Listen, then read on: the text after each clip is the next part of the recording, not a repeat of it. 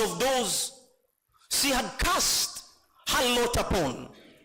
She was soon found being used and abused to deviate ends, only with a new twist. She was paid for satisfying their diverse pleasures. It's a linguistic way of communicating harlotry. Fate struck hard upon one day when she became pregnant. A few months in her profession, she had to put a hold, inevitably child, so that she could give of selling her own body. But a more devastating shock awaited her. She discovered that she was HIV positive. She could not discontinue her life, for she needed the money to treat her disease and hang on to life. Had customers, and the newspaper indicated, because she had a record, she wrote a book where every person she slept was recorded.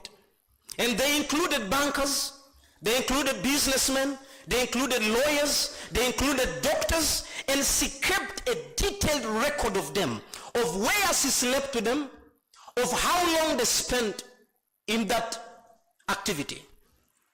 So she knew she blanketed her body.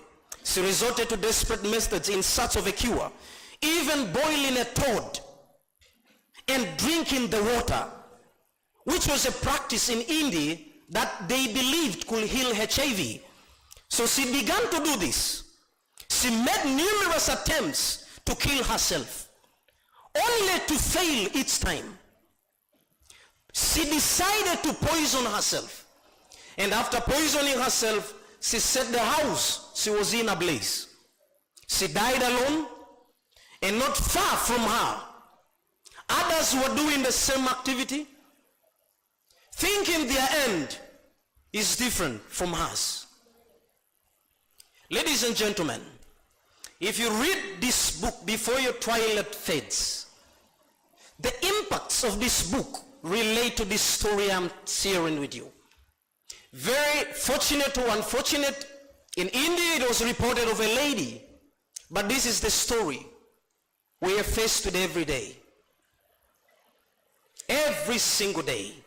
My task then is to give you my experience of writing a foreword and to make you understand how the foreword came about. And this is broken into 3 stages. 1 is my insight into the themes in the book. 2 is the message in the book. And then 3 are the significances of this book. And so I will begin with the themes in the book. The ED of Wender organization ably elaborated to us some of them. And I have nothing useful to add on to what he had added. I will venture into other places. This book talks about the family life. I'm not going to talk about it. He ably talked about it. This book then talks about relationships. Very important in the life of a young man. Very, very important. Especially, we're targeting a donation of this book to schools. And so we need to make them understand that relationship is one of the key and most essential values in transactions. It's a currency. But when not rightly understood and used, the repercussions are priceless, especially if they are in the negative canopy. 2, it talks about the gender-based violence, which is the major theme in the book. And I will delve into that. Before you twilight is an amazing story. It uses literally our local dialect. The names we can relate with. It's not a name like Shakespeare you even fail to pronounce because maybe you didn't go to a better school where the English teacher was good. You understand? But this is where you know you can read this name. We have Abiria, we have Chandigarh. These are names in our dialect. And so it makes it easy for you and me to blend, to relate with gender-based violence that is being reported here. Why so? We don't see it as a foreigner participating in gender-based violence. Maybe your brother's name is Chandika. Maybe your follower's name is Abiria. And so this brings the book to reality, so that you're able to know what is the theme here is not talking about a westernized ideology. It's talking about a real life story happening in our communities. Ladies and gentlemen, if anyone is in this room here and he has grown in West Nile, and you were born before 1990, and you're here to confess to me that you have not witnessed and reported gender-based violence, before God and man you are lying. Especially if you are Lubara. Now, the theme of gender-based violence of this book is not talking about the ones in the police books. I'm a lawyer by profession because I have the heart. I know the pain they go through. When we interact on client-based agreements with them, to narrate for you the orders they go through. Sometimes I am heartbroken when I see our sisters and mothers leave their husbands, that I was beaten, and they come to the relatives' home to ask for help. Instead of having the right way of recognizing our law and our God first, they recognize culture first. Edie rightly said, a woman takes the husband to police. We are going for, we don't have Lubaras here. What are we going for? Aruba. You see, one of the challenges this book addresses is to give the victims the boldness to rise above the negative and devilish, demonic cultural practices which are causing a lot of damage to our mothers and our fathers. I will tell you of a story that I personally know. No one told it to me, because I physically had to separate a woman and a man, because the problem was their son. I had to do that, but I could not report to police, because by then, 10 years ago, I was an ardent follower of the Lubara culture without distinguishing the good practices and the wrong practices. We thank God a representative from the Kari is here. These are one of the things this book is fronting to the cultural organizations. Let us stand with the victims. Let us rule away this Aruba thing. People are dying. People are in torment. The greatest victim of GBV in West Nile are the women, not the men. If men are there, they are very lean and very minimal, but the greatest victims are the men. And so this book brings this theme to life, and I had to fix myself into this, put myself in a situation where this lady was being beaten and tormented, so that I could feel the pain the writer puts in the book, so that my forward should carry an emotion, should carry a feeling, that when a student, a reader, gets this book into their hands, there should be sense, there should be remorse, there should be love, there should be repentance. The second part of this book talks about the message. The message is very clear. One, a deliberate move to collaborate and ensure zero tolerance to GBV. And the GBV this book talks about are the ones that are not being reported.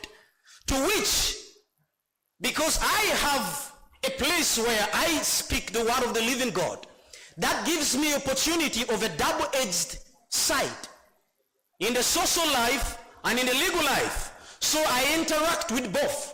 And I've had to meet in my social life, responsibility in the spiritual, the same practices. And in my legal life, I've had to meet the same.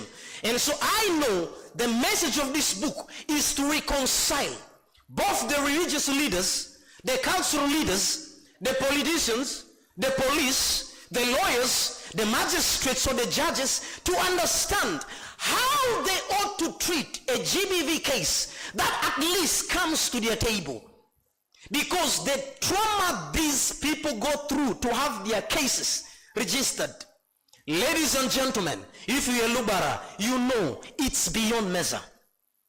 For a woman to stand before in our communities and say, my husband is beating me and I'm going to police to report this case, is terrorism. Yeah, you can laugh, but I know it's a declaration of war on manhood. It's a declaration of war, especially if the perpetrators are men. 2, we need to believe and have hope in family life. Even though we see a lot of orders in the book, the writer still brings to us that comfort that the new generation can have hope in marriage. We can have hope in families. Number 3, we need to evolve and innovate a systematic transformation mindset for the new generation. Least they will learn from our grandfathers and they will do the things they did. Are we together? I go to the third part. I'm timing myself. In the third part,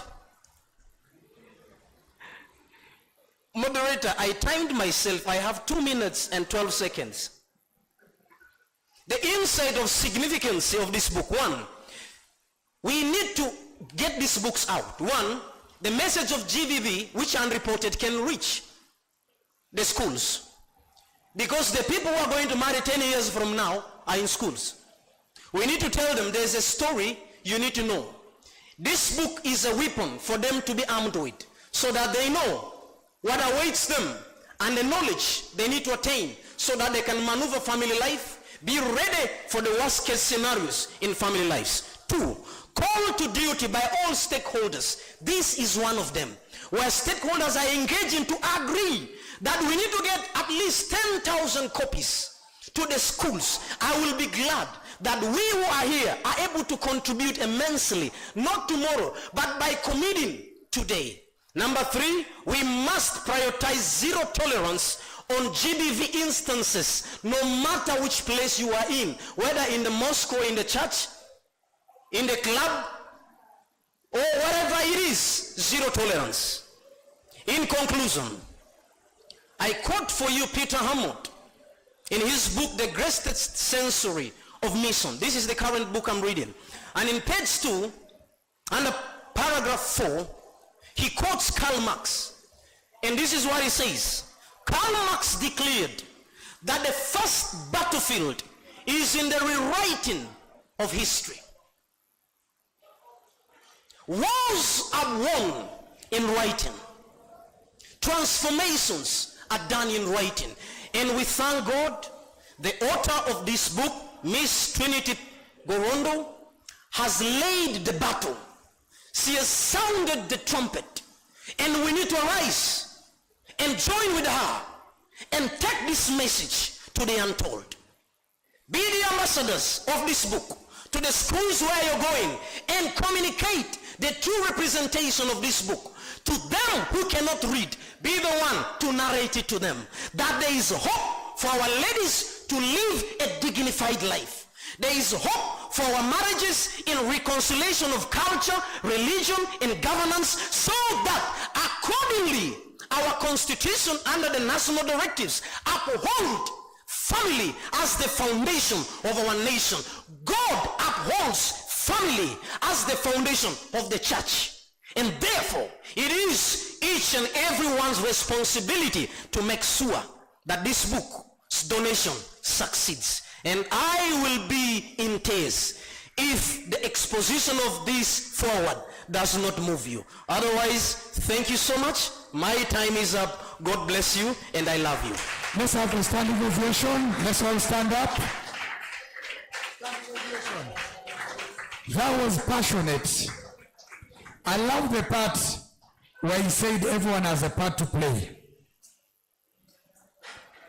I want to get Honorable Aguta to step in here. What are you doing culturally that can cap down and make this more sensible? Because I believe the Barakari has the most powerful instrument in making this work out. have your say in about a minute or two. We'll have the religious version later when we'll get a blessing, because we don't challenge God. We are not as well challenging culture, but we feel it's good. We can sit down and listen to him. The anthem issue is sorted. Everyone is going to go and record their version and do a challenge. And I'd like to appreciate whoever probably started that. Thank you very much. As I mentioned earlier, I think my name was Rotten. That Rotten is my comic name. I'm also creative. I'm very grateful that I've met faces I've ever interacted with, but I didn't know them at their capacities, the way they speak. I want to appreciate all the young men who have come on this podium to speak. I want to appreciate our sister for the work done. I think it's very important. And I again want to thank my younger brother here. Again, he was with us in the media fraternity. We are all presenters in another FM. But at a later time, and I'm a teacher by profession, I also want to appreciate my promoter, Fisher. He always doesn't miss me when there's comedy he organizes, because he sees the talent in me. I think it is all about talent development, which we're talking about.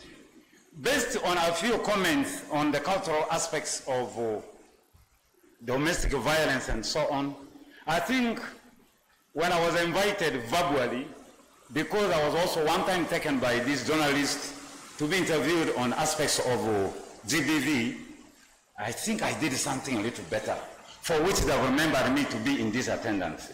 I even didn't know that this book relates to GBV kind of aspects. Lugbara Kari is an institution of cultural basis. I happen to be the Deputy Minister for Education and Sports. Some people normally wonder, how does this man become an elder? Because people think it is for all the people. If the old are left alone, just as the MD said, our stories are in the heads of these old people, whom we do not wish to die, but anytime they can leave us. It is very important for the young men to also come in and begin to understand the concepts of the culture. Here are documents. Lawyer, I'm very grateful. The question I think I will feel one time when we shall have a quorum for the elders or the Lubarakari, I will invite you to come and speak to people. Because the other aspects you are mentioned here are real. I think recently I was invited, I was delegated by the Prime Minister to go and represent Lubarakari at Timon University, when the Cancer Institute, in fact, the Muslim Development Bank, in line with the Cancer Institute, are trying to bring for us the Cancer Center in Imuni. I did say that our culture has really contaminated many things. One is, when somebody has a cancer case, and it is now mentioned that this person deserves a referral, because of our financial status, we always begin to budget for this person's death. At a later time, we begin to mention the names of people who should have caused this death. The witch doctors take advantage of it. There are some other churches which are also treating cancer. They take advantage, extorting money from these victims, causing enmities among those people. This is a booklet of pronouncements by Lubarakari. The Lubarakari, as of today, is not the one which has been blaming many things on women. For example, barrenness or producing one sex key has ever been blamed on women. But I think the determinant of sex of a baby is a man. I think it is the right time that we now begin to sensitize people that what we did some other time are not okay. I would also wish to, at a later time, photocopy many of these booklets and give to people so that when we are now talking about the culture, there are other aspects which have already been pronounced. And they're okay. And I will feel even tomorrow, the book writers, I know it is very tedious, it is very, very hard to write a text like what I saw through. We'll wait that some of these things will be Well, on behalf of the implemented. team, Thank you. I want to ask you again, Yes, please. what do you guys do and what will you do that will make our culture give a better interpretation and uplift and behave and take a lead in clamping down on gender-based violence and have values for women? Now that you have reforms, what are these reforms? I think there are many reforms here. I wouldn't really. I think time will not be enough because the day-to-day is not really for that. But otherwise, we have a lot of dialogues which we are going into in the villages all over. We have even been invited up to Yumbe to go and sort these kind of situations of domestic violence and so on, which happens in many families. So do you agree that Lubaras also say no to GBV? Yes. And that the fight against this vice is welcome in the culture? Very On behalf of the Lubaras, I want you to carry this as a Bible. Carry our book as a Bible and swear. I swear, I think we're already in a program of doing zero domestic violence. We're all over doing that. I think many of our trainings have been based on GBV teachings and so on. I remember when I was hosted with these people, I was able to tell them the risk, the formula for solving GBV. Risk is equal to vulnerability over capacity. In fact, it is risk is equal to threat times the vulnerability over capacities. So when we explain this into details, at the end of the day, you will find that when women are capacitated, they will not really have, because when we reduce threats and the vulnerability when it's reduced, I think we will reduce. Well, I want you to swear in Lubarati. Because you will say again, this, I did this in English, you swear in Lubarati that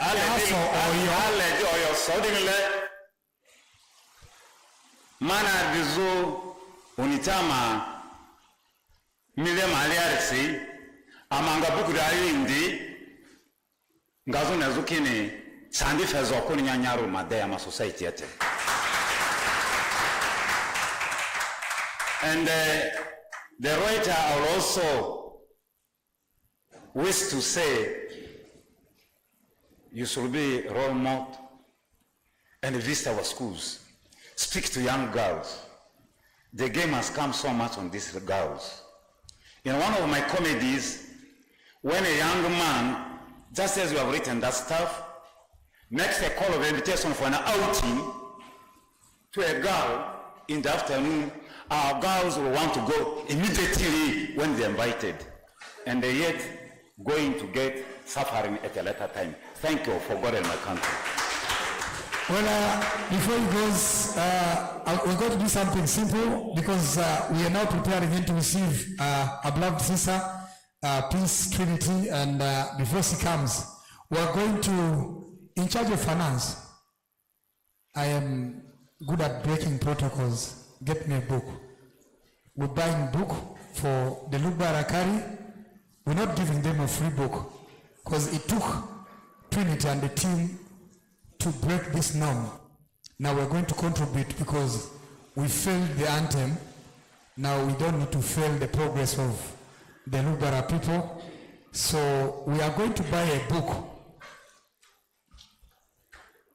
A book is 30K. We pay you a fine of 10,000. We're paying for 3 books and we're delivering 1.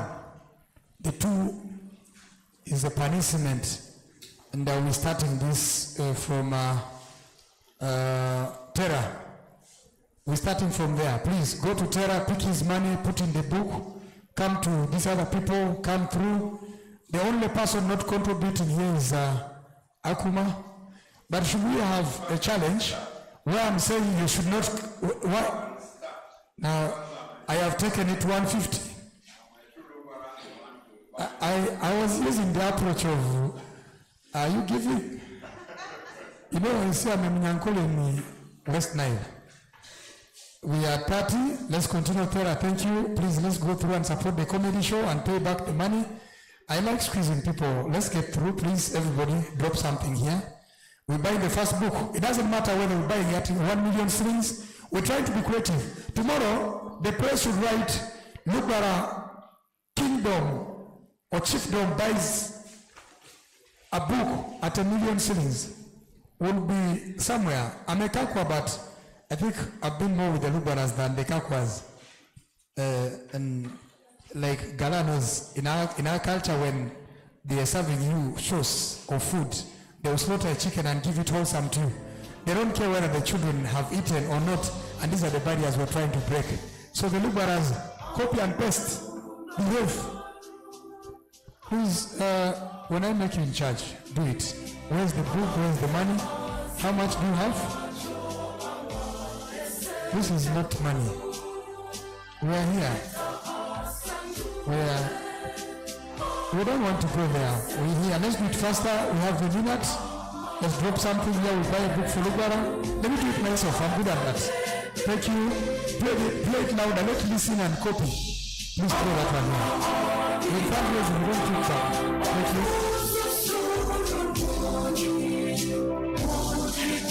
Let's buy a book. Let's buy books and deliver a book. Thank you.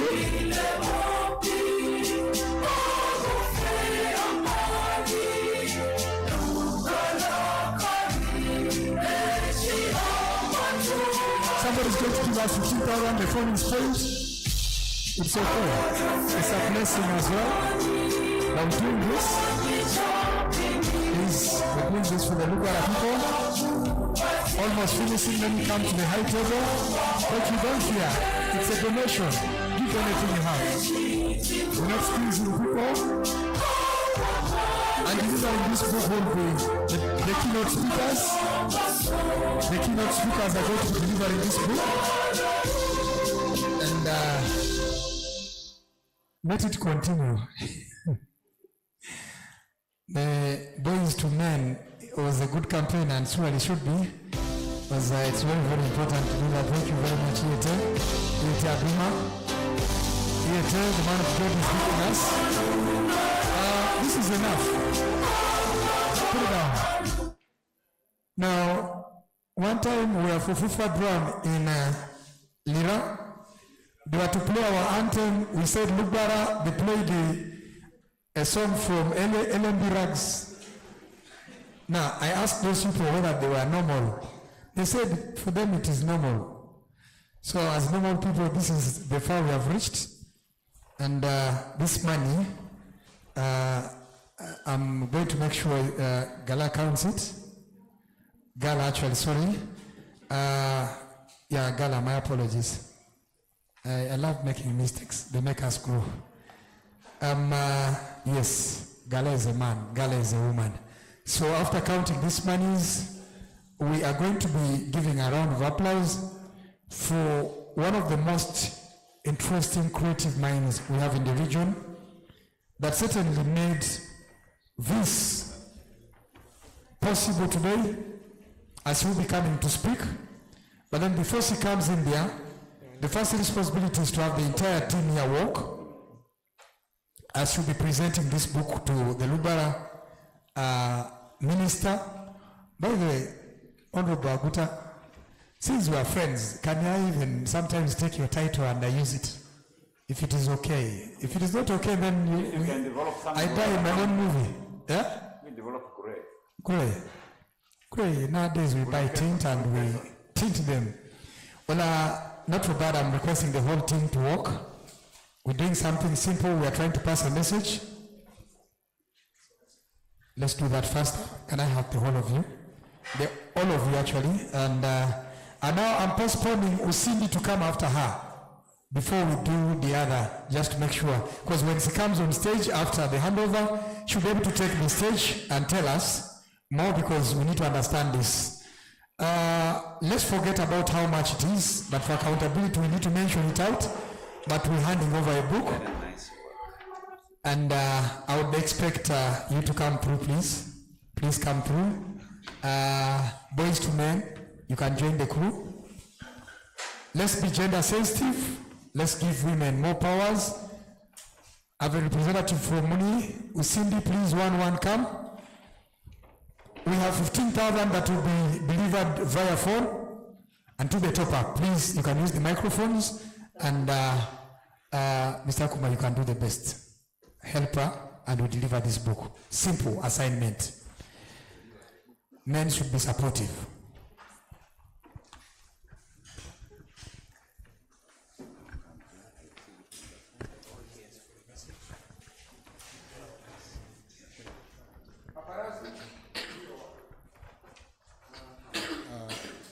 Distinguished participants in this book donation initiative launch, thank you so much for symbolically buying a copy of this book that we're delivering to Lubara Kari as a way of them becoming ambassadors to transform how our families are run and how women are treated in our families, so that we can be a culture that preserves the dignity and respect for our mothers, and in a way that we are a society that is violence-free against mothers and women in our families. So we're handing this book with all those words said on behalf of a powerful mother.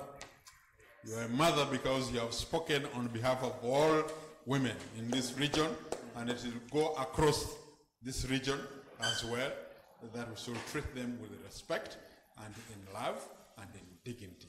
So we hand over this to the minister and hope the Prime Minister and the Lubara Agofe will be able to receive this message from people who have gathered here, but very powerfully from the writer Gorondru, who has been able to put this story together.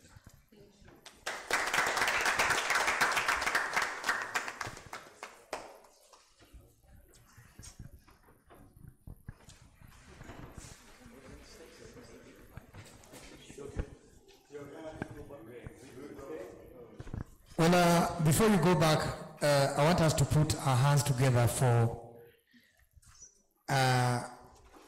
Trinity Peace Gorondu, who is actually the author of this book. And it's not the only book she has done. She's done a number of books, and she has a very huge profile. To save time, I would allow her to do it herself. And this is the moment we've been waiting for.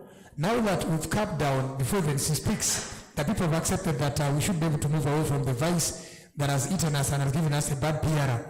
Now we're into the good PR.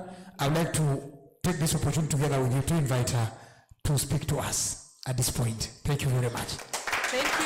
Thank you all.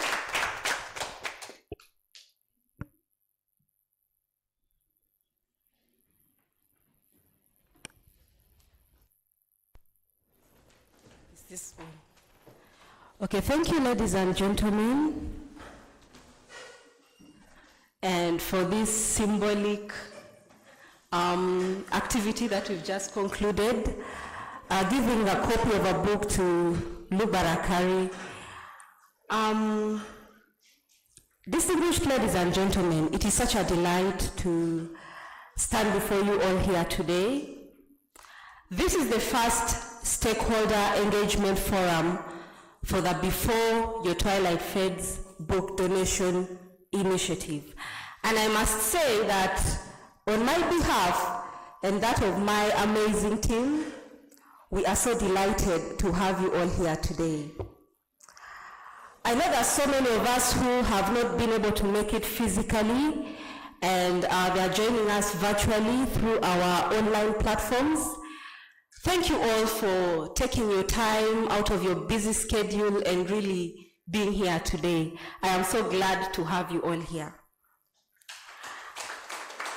As the author of this book, the book that brings us all here today, and I'm also the founder of this particular initiative to donate copies of this book to schools, my primary task this evening, it's already evening, right? Our English scholars, I think it's already evening, I'm not sure. But it is our primary task, my primary task, to take you through the details of this initiative. I know most of you have questions. What is this all about? Why were you invited here? How can you be part of this? And we are going to answer those questions together. But before I head there, I want to take us back to the background of how we got here in the first place. And this segment of my presentation is titled, Why We Must Tell Our Own Stories. My name is Trinity. As you can see, it's right here. Trinity Peace Gorondru. Don't bite your tongue. That is an original Madi name. It needs about 21 working days of expert guided rehearsals before you can pronounce it well. Even my own tribesmen fail to pronounce it sometimes well, so please don't bite your tongue. Those are my names. I am a host of a podcast called The Trinity Show. I was able to host Honorable Aguta at one point, and we had several discussions connecting to the theme of this book. It was during the 16 days of activism against gender-based violence last year. And other than being that, I am also an author, I am a poet, generally someone who loves creative writing. I'm very passionate about creative writing. I'm passionate about storytelling. So I am a storyteller and a story lover. One of my friends told me that he remembers discussions in pictures. On my side, I remember discussions in stories. If I'm to interact with someone, I always remember a particular message when a story is embedded into something. That is how my brain works. Now, I'm within West Nile. West Nile is my region, and I come from Moyo district in particular. I am a Madi girl, a very proud one. I always say that Mama Dini Zangwa, and I'm going to add the word Drisigwa. That means, for lack of a better term, it describes how original I am being a Madi girl. And I'm going to use the word purebred. I know there are agriculturists probably in here. When someone talks about something being purebred, you have an idea what that means. So I am an original purebred Madi girl. Some of you here are hybrids or half-castes, I should say, where you find that your mother is a Lugbara, your father is a Kakwa, you're a half-caste, right? That is half-caste. You find that your father is an Alur, your mother is an Acholi. You find maybe both your parents are Madi, but one of your grandmothers maybe was a Muganda or something. You're not very pure, and you're a hybrid. And most times, hybrids are preferred in certain senses where they usually mix the desirable qualities from both parents. And connecting to my discussion of today, most of these hybrids, I'm just using that for a lack of a better term, they usually have a fallback identity, okay? It means that when one particular characteristic or trait from one side is not desirable, they can easily switch, right? Okay, you'll be like, I'm a Lugbara, yes, I'm dark-skinned, but at least I don't have tiny legs, because that is the stereotype. Because my father, maybe my mother is a Muganda or a Munyankole, you usually have that fallback identity. Sometimes they say us from West Nile, we are very rude, we are very hot-tempered. You can decide to say, well, I did not inherit the genes, because as much as my father is from West Nile, my mother is not from here. Or when you are a Madi, what are Madis known for? Huh? What are they known for? Fishing.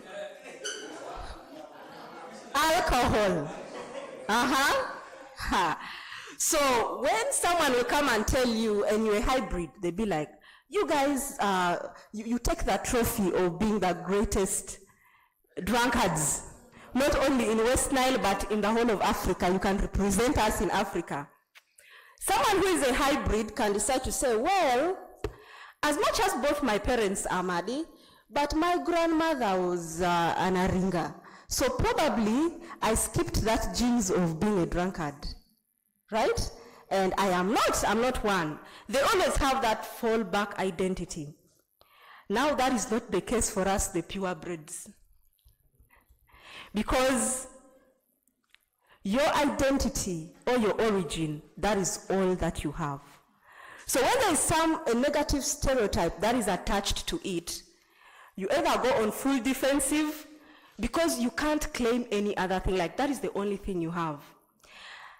Now, on my case, it's even a little bit deeper. As much as I'm a Madi girl, an original one, for some reasons, most of my ancestry is just within Moyo district. We have Madis in Ajumani, we have Madis across the border in the Nimule area, we have Madi Okolo here, but for some reasons, most of my ancestors all decided to come from Moyo district. For whatever reason, they all come from there. So you find that my maternal clan, my elder sister is here. So when I'm talking, I know she actually knows what I'm talking about. So my maternal clan is separated by a stream from my paternal grandmother's clan, just a stream. So when you're in this grandmother's home, you can literally see what is taking place in the other home. You can even know what the other grandmother is doing. You can see what is happening. Then when you slope down a hill, then you reach my paternal clan. We are all concentrated like in the same area.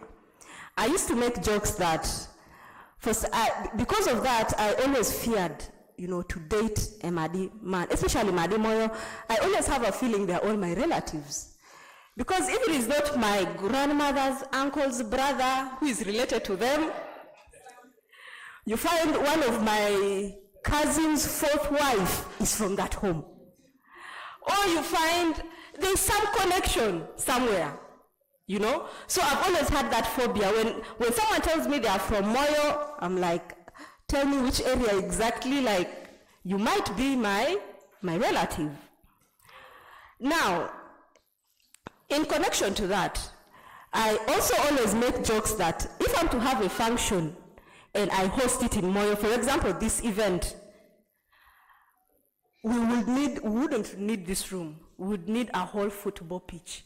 Because all the relatives are there, we will need to hire tents. Even if they don't know what a stakeholder engagement is, whether they understand what an author or a book is, they will all come, because all of them are in Moyo. Now, I am giving you this background because it is very relevant to actually why we are here today. I am going to share, because I'm a storyteller, I am going to share with you certain stories that connect to the discussion of today. And this background is just one of it. The first one is going to be my creative journey. I know I have shared this in so many interviews, a couple of interviews and about my creative journey and what led me to this, but I am going to do that again here because it is very important for us to understand, even before we start talking about the donation initiative, we need to understand how all this came about. So I was raised in Moyo, as I had already shared with you, and my love for stories began when I was still a child. Now, my father was a pastor, and my first interaction with storybooks was Bible stories. I loved stories, and I loved storybooks, and when I was a child, I got engaged in, the drama clubs, both in church and in school, but my passion for story reading surpassed all the other passions I had. I was never a sportic child. I never played any sports. I was really not a sporty kid, and as other children would be playing and that kind of thing, I would be somewhere with my books. reading something. And I completed my primary from Father Bilbao Memorial Primary School in Moyo, and my O-level from the mighty Metu SS. And then I went ahead for my A-level at Bishop Spriano Chihangire. Now, all these schools somehow had an influence in my creative spirit, in nurturing my creative spirit. My love for books was, I was able to actually recognize it by, when I was in primary, I think primary 4, something like that, I decided to become the assistant librarian prefect when I was in P4. And I went ahead and became the librarian prefect up to until when I was in P7. The reason was not because I loved leadership, no. And it was a little bit a selfish one. I became the librarian prefect because I wanted access to books, easy access. Sometimes when I wouldn't want, I didn't like science and math, when I didn't want to be in class, I would go to the library. And when any teacher finds me there, they wouldn't question me so much because I am the librarian prefect. They would think I am doing my duty. So that gave me a leeway, and it availed to me so many books that I was able to read. I read books that were beyond my comprehension level. I read books that were my size. I even read books that were below me. Who remembers the HIV and AIDS series that they were distributed in kits? They had books like The Trap, Summer and Taboo. They were distributed, I think, around 2008 or something like that. When those books came, I read all the 12, I think within few weeks, I had completed reading everything. And even my introduction to Disney classics, like Cinderella, those stories, Beauty and the Beast. We didn't have really, growing up, we didn't have TV at home, so my introduction to those stories were through books. During holidays, because I could not afford buying books, and libraries were my only place, like it was the only place where I could get books, I would go to the district library, the public library. Sometimes I would be there alone, and I know the librarian would be wondering, what is this small girl doing here? Someone might think that I was very serious, maybe calculating math or reading science. I was actually reading novels. And I read so many books growing up, but there was always one question that kept bugging me. All these books that I'd read, so many books, I can't even mention them all. I had never come across a book which was set in the only place that I call home, which is West Nile. I had never read a book that had characters that I could relate with.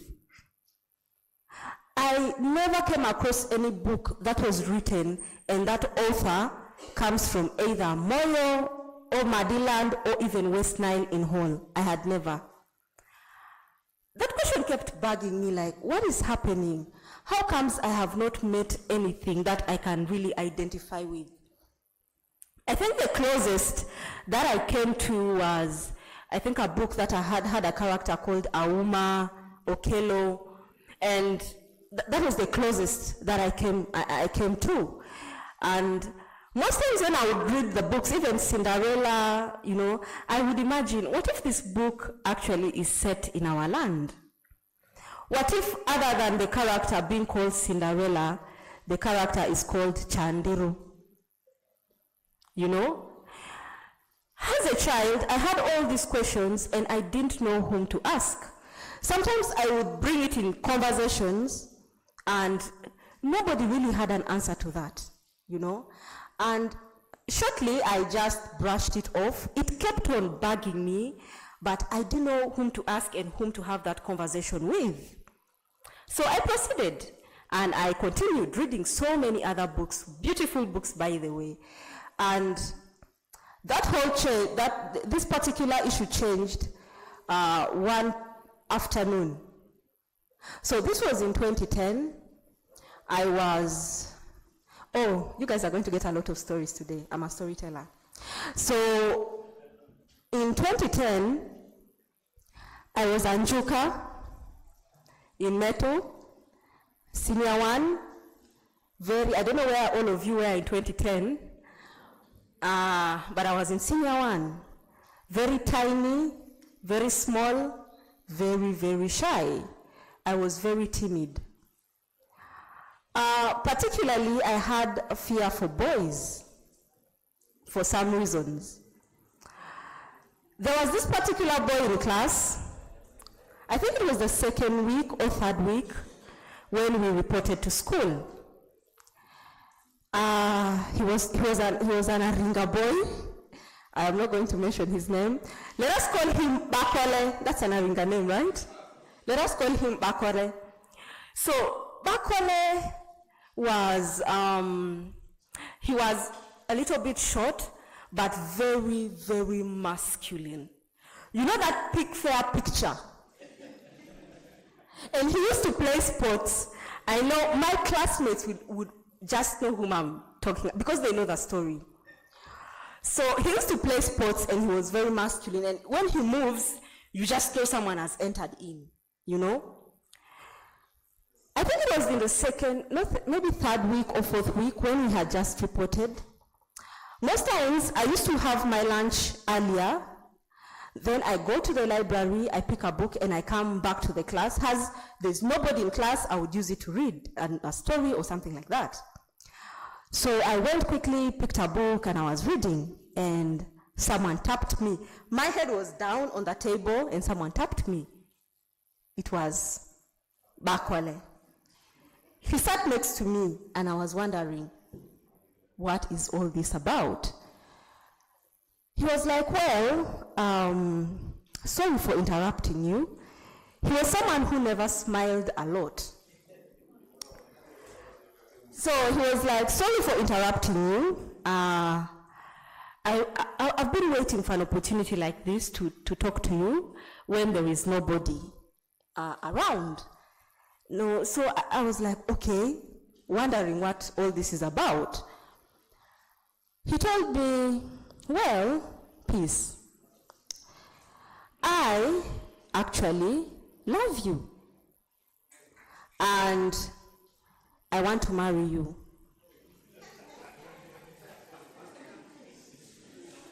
Oh, this was my first official marriage proposal, huh? I think I'm going to publish a book about that. That's going to be my next book. I think I'm going to title it A Marriage Proposal from Hell. Okay, just wait. So I looked at him and I didn't respond. I was wondering what next he was going to say. To my shock, he said, and if you don't love me back, and if you don't want to marry me, I am going to beat you.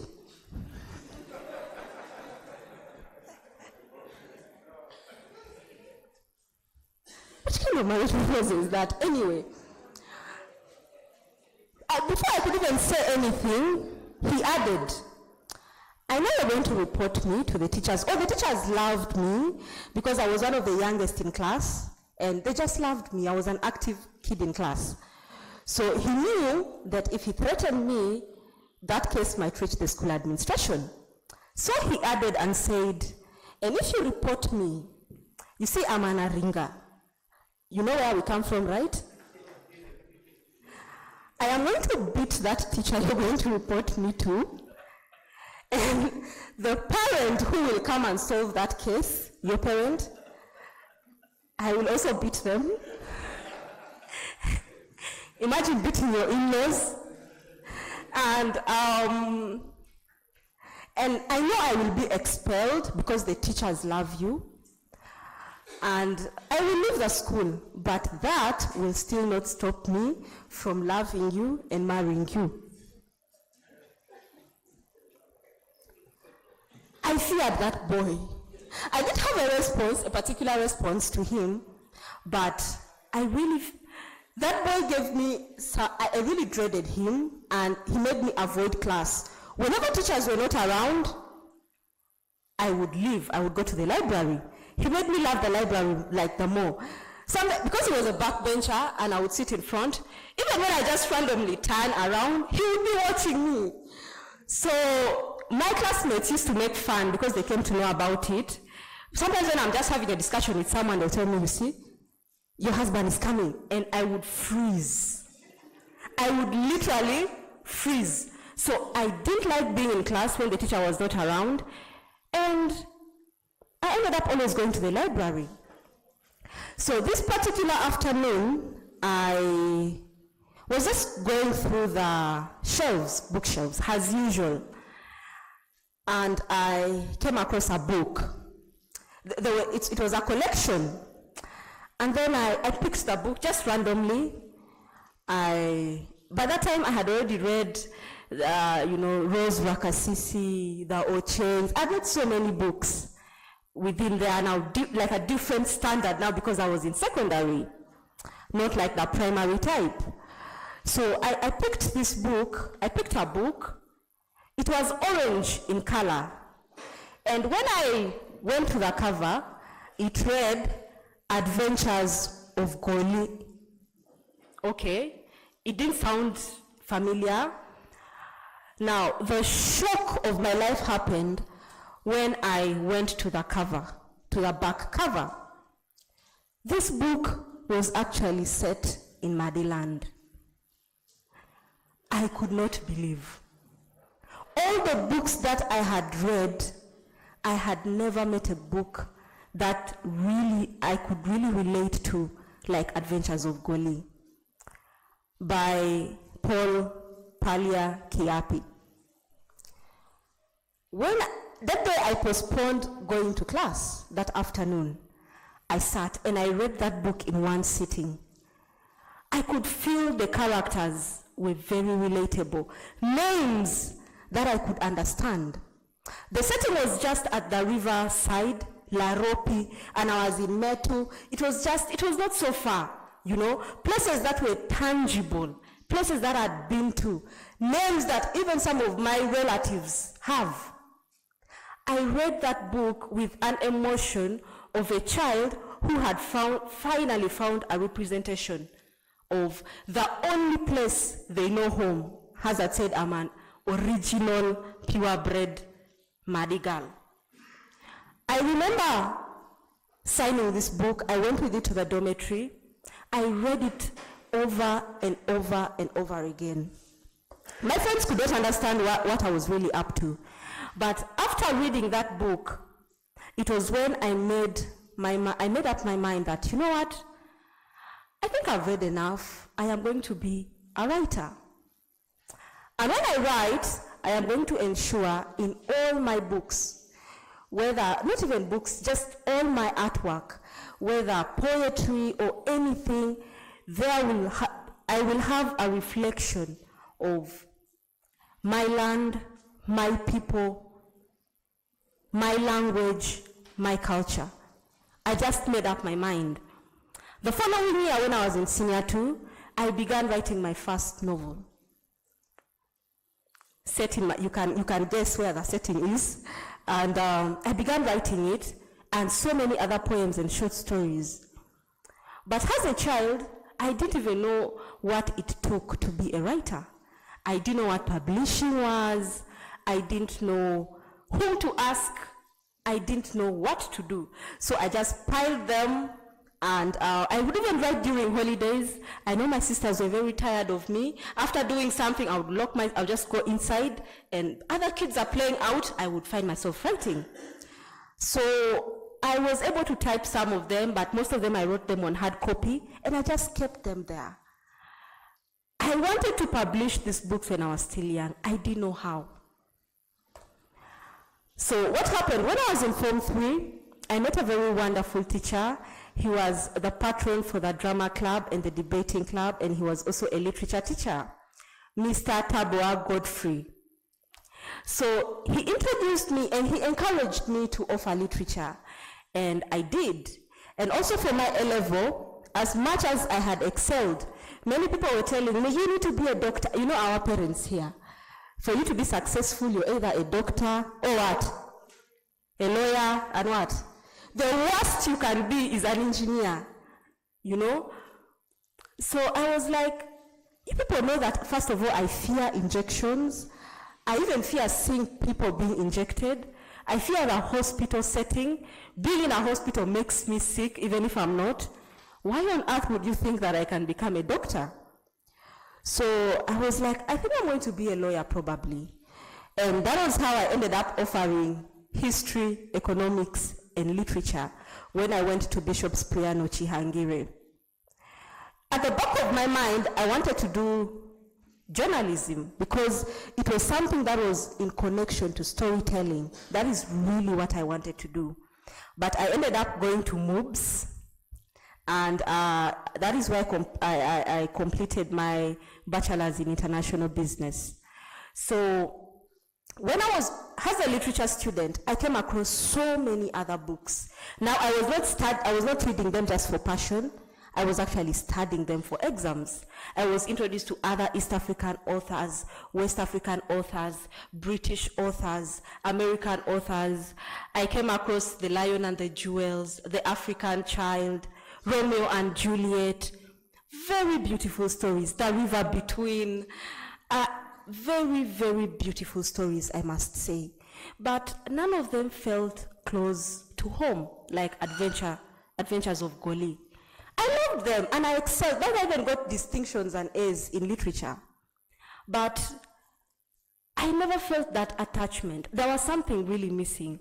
And I remember after my Form 6, I started looking for the book Adventures of Goli again. I didn't come across it online, in all the libraries I went to. I even went back to the library in Moyo, the public library. I didn't come across it. I started researching about the author. By the way, it was only of recent that I came to learn that the author is deceased.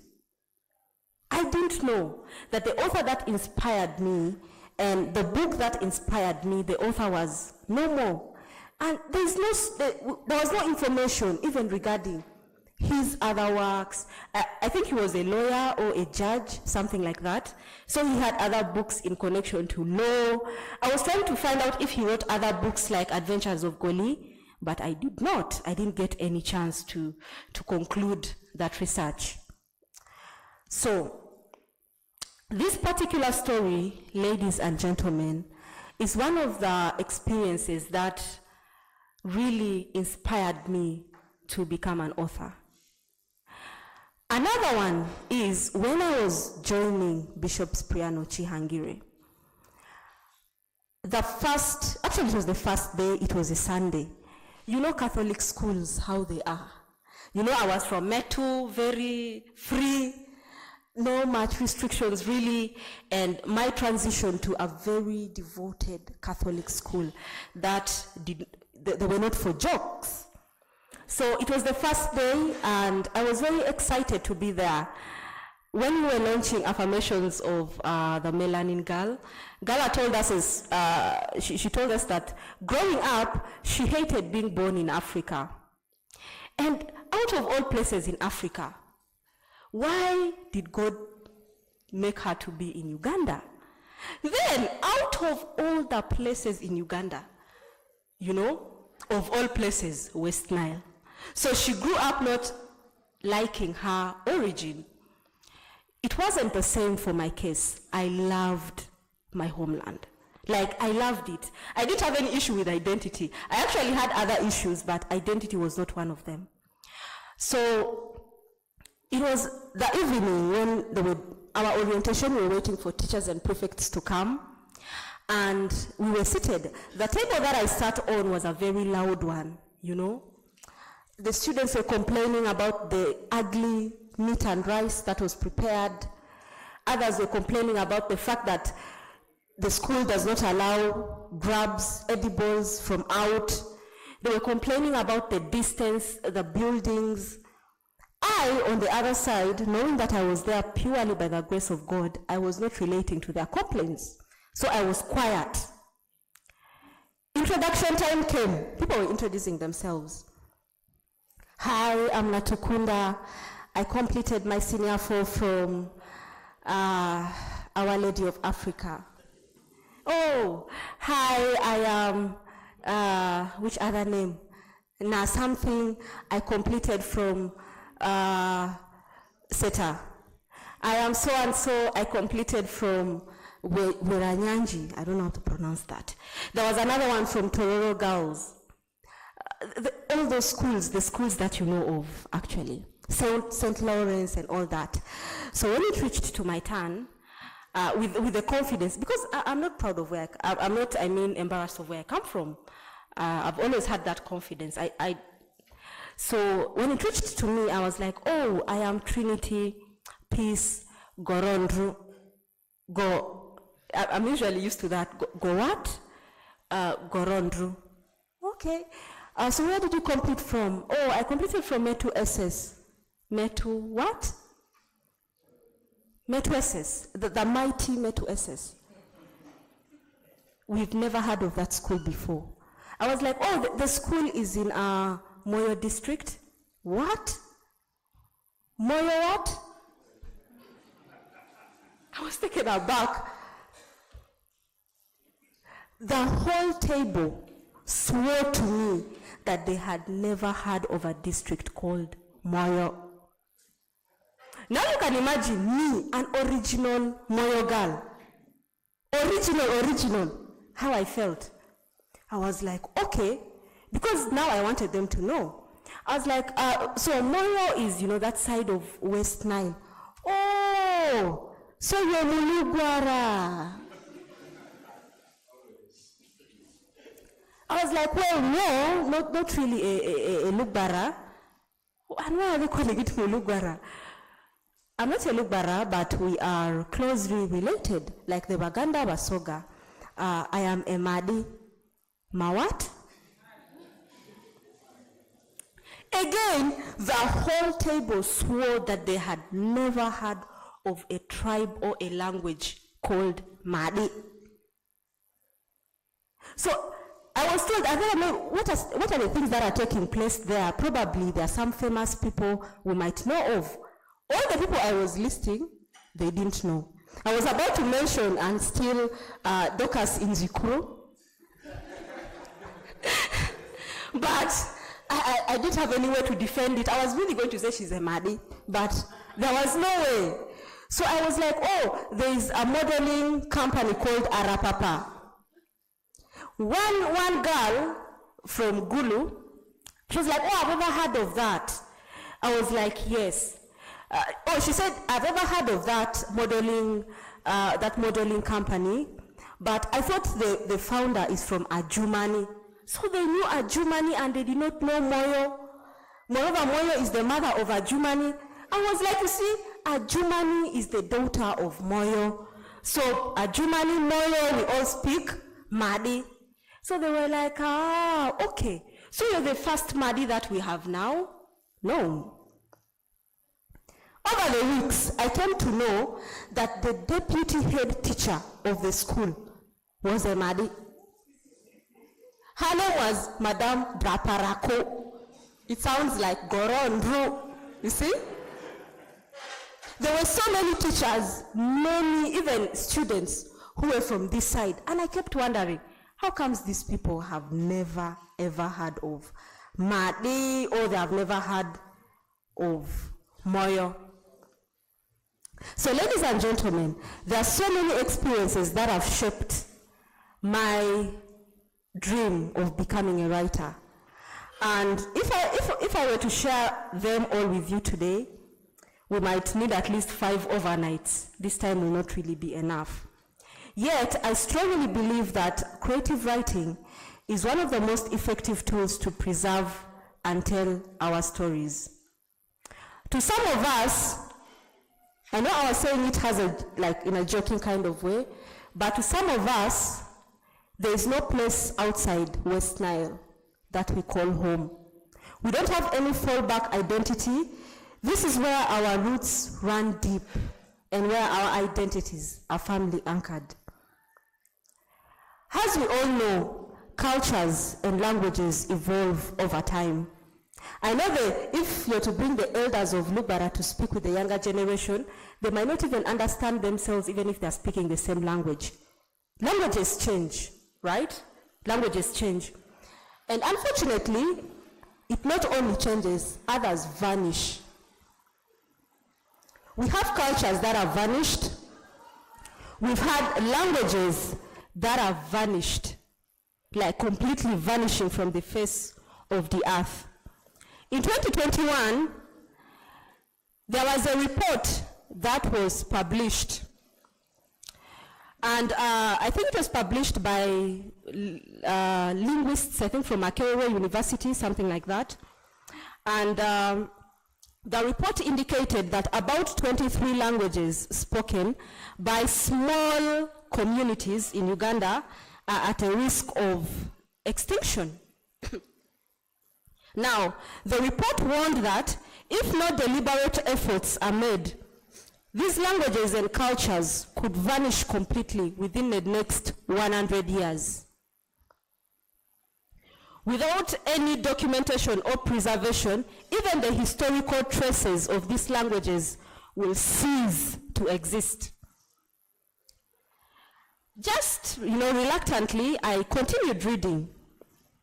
I found languages like Banyala, Baruli, Tipenth, Bennett, Ndorobo. How many of us have ever heard of those languages? Bangungu, here in Uganda. Huh? Daso. How many of us have ever heard of those languages? So we are like that team that sat with me and told me they have never heard of a language called Madi. Because we might be comfortable, but there are people who might never have, maybe they have never heard about us. So when I continued reading that list, can you believe what I got? Let me tell you. Whether it's there on Google, that report is still there. There was Alur. There was Lugbara. There was Madi. There was Kakwa. These are the main languages of West Nile. That research is still there, that report is still there. That within 100 years, our languages could face extinction. What does this mean to us? Last week, I was preparing my presentation, and I just Googled Lugbara language. It is still, you can also Google the same. Wikipedia, it's still there. I think the editors have not yet changed it. Wikipedia, this is what they wrote about Lugbara language. That Lugbara, or Lugbarati, is the language of the Lugbara people. It is spoken in West Nile, which is correct, and DRC, which is correct. Now, this is what caught my attention. They added that with a little extension to South Sudan has the Zande or Azande people. I'm not an expert in cultural studies. Neither am I a linguist or something like that. But I have had the opportunity to work in South Sudan and even interact with the Zande people. Lugbarati, Maditi has no connection with Zande. And such errors, by the way, they are public. They look simple, but they are not. This is a very gross representation of our identity, I should say. Probably none of you has taken that time to Google something like that, but it is still there. Nobody corrected it up to now. The Zande are connected, they are more connected to the Bantu people than they are connected to us. If they had said Moro, Keliko, Avokaya, maybe, but they mentioned Zande, and they have no connection linguistically with the Lugbara people. Now, the title of my presentation is Why We Must Tell Our Own Stories. If we are being poorly represented, if our land, our people, our cultures, our ancestors are being cast into negative stereotypes, it is our responsibility and ours alone to stand up and defend our heritage. If we are not being sufficiently represented, if our names appear in Ugandan movies only as house helps or watchmen, you never hear of any lead cast or something. I know there are filmmakers here, you might never hear, especially from, from the center of the country. It is rare that you'll even find a character named with our names. So, if no one has ever heard of us excelling in other fields, just like my friends had never heard of any famous person from Madi or from Moyo, it is our responsibility. We must take charge of our own narrative. We must create platforms from scratch if the existing ones do not accommodate us. We must collaborate and form partnerships to ensure that we tell our stories in our own way without waiting for people to come and tell it on our own behalf. Like that mistake on Wikipedia. Are we going to wait for someone to come and make that correction? I think Lubara Kari needs to take that really very, very, very seriously.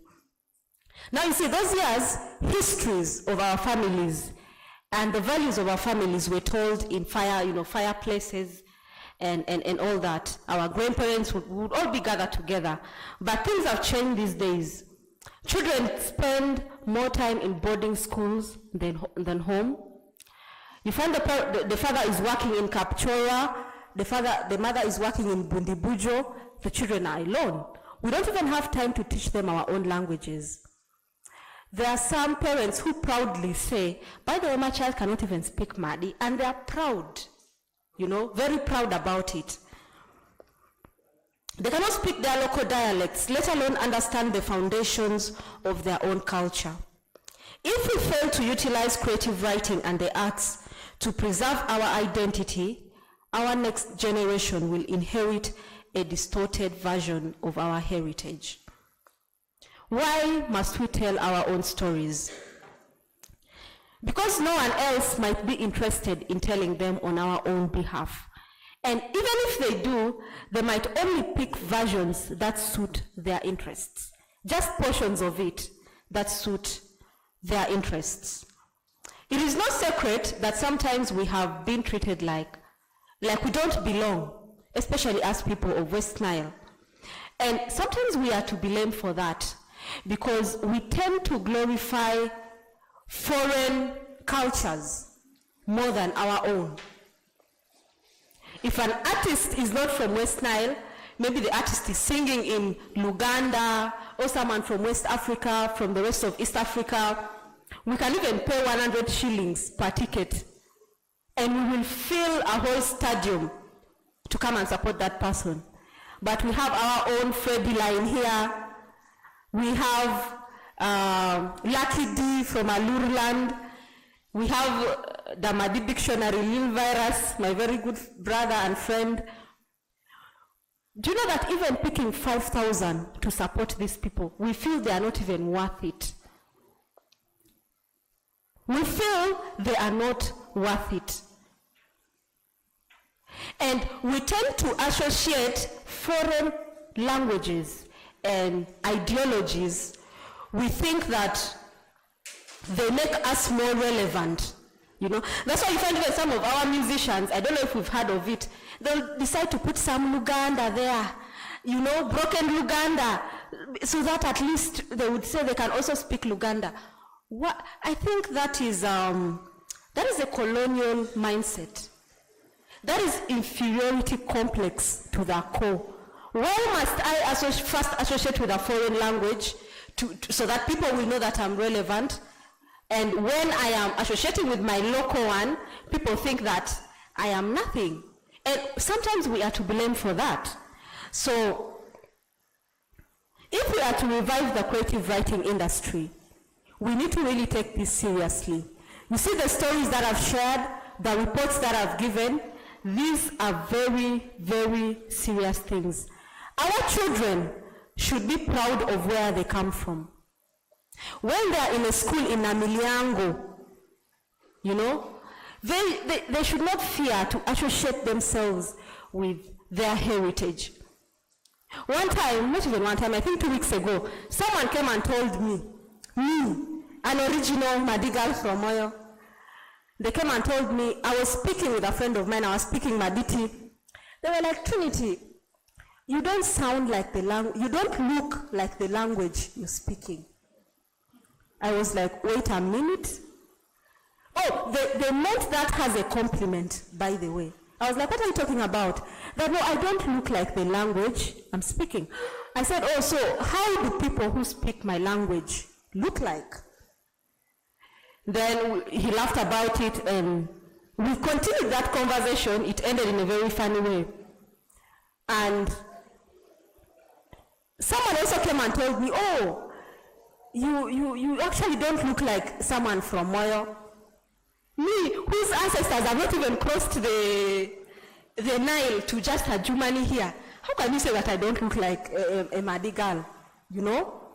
So there are certain stereotypes that are attached to our land and we are comfortable with it. You see, we are very, very comfortable with it. So this background and these experiences all contributed to us being here today. Because when I made up my mind that, you know what, I know that I have the gift of writing.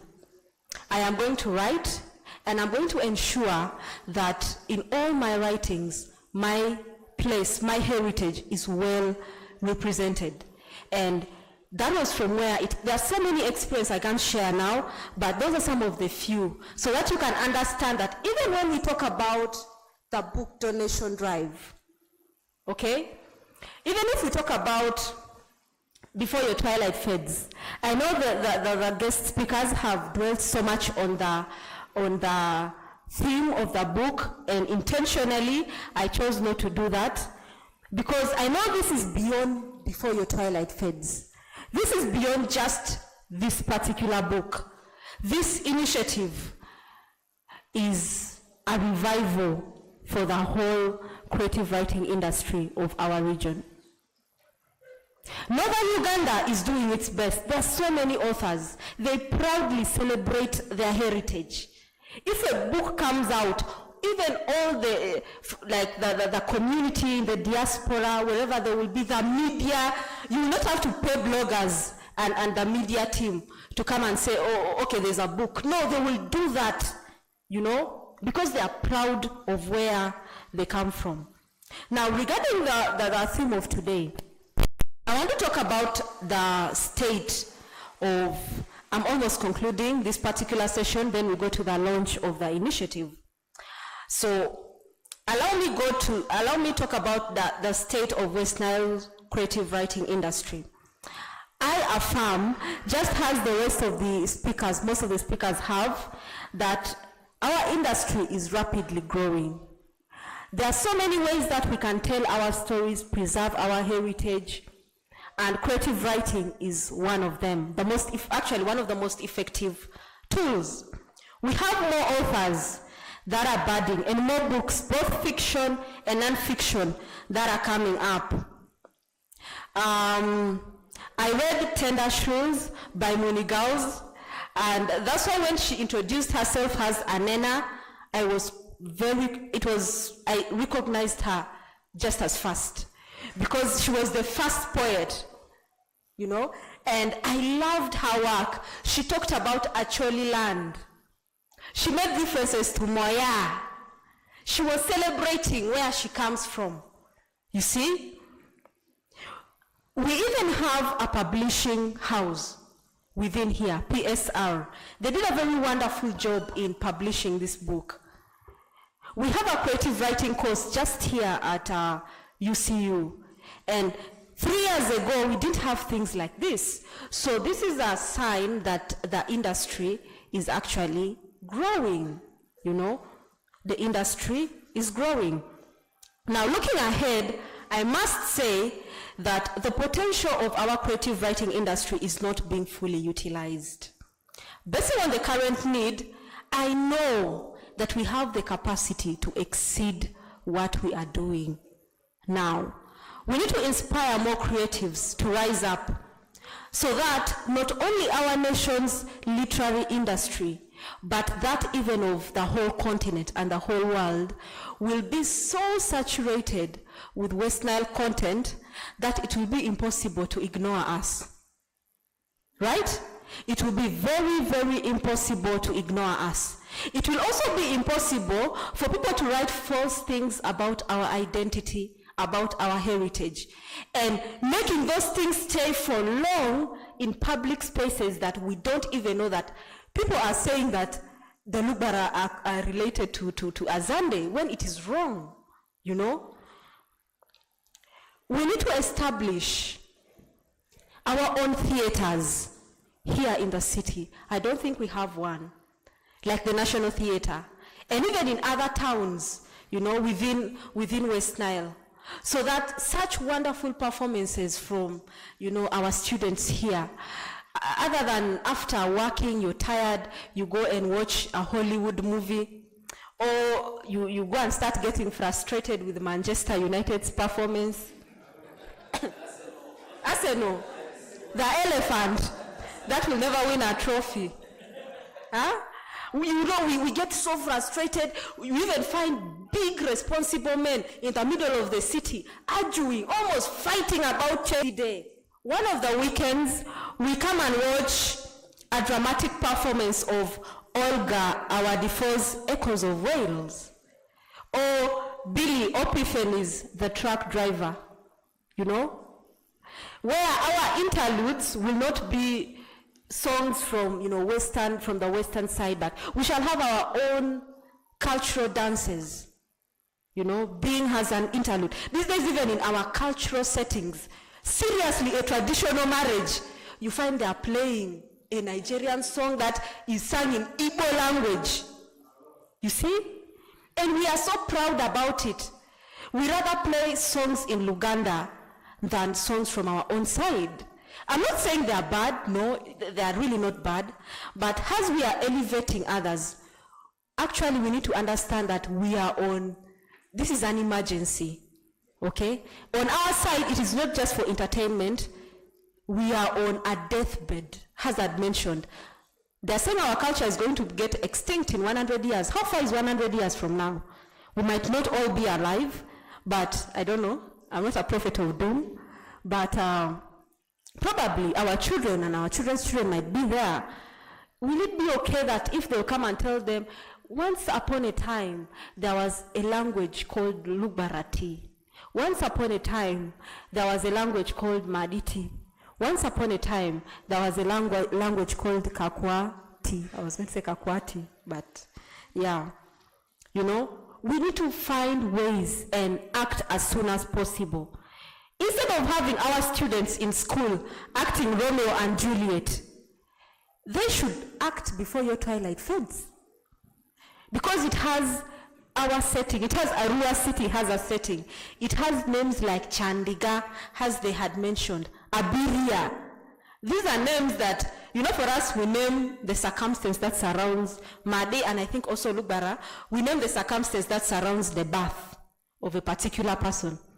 So if you were born when your stepmother was having a serious issue with your mother, when they were quarreling, they will name the child in the that is how we name. When someone has insulted your father, then they'll pick that, you know.